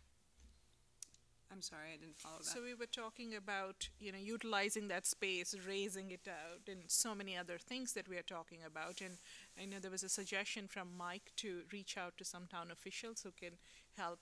I'm just saying, rather than yet another $50,000 or $25,000 feasibility study, if there is any room to kind of tag it along with something else that we may have going on around that area, that might help too. Something for you to think about. Right, yeah, but there really isn't anything that we could tag that. Like, there's not another feasibility study going on that you could tag that into. All right. All right, so to be continued? To be continued. Okay, thank you. I see we have old business here, but we don't have any old business on the agenda, so that moves us into our second opportunity for public comment. I see no public. Knocking at the doors. The public's running away. So with that, that moves us into items by consensus. Okay, so I recommend that the school committee vote to approve the items by consensus as outlined in your agenda. So moved. Motion by Mina. Second by Meg. All those in favor? Yes. So that carries, and that then moves us into adjournment. So moved. Do it. Motion by Mina. Second. Second by Meg. All those in favor? Aye. Yes. Okay, so we are adjourned at 9:27 p.m. Our next meeting will be in 2019 on January 3rd. It is scheduled for, I think we're going to have a need for an executive session. Is that correct? At 6:30, So we yes. will actually start at 6:30 on that night as well. Thank you all for tuning in, and I hope everybody has a safe holiday and New Year. So thank you. Thank you. Merry Christmas and Happy New Year and Happy Holidays. That's to see if I'm still awake. So back to the first. Is your Christmas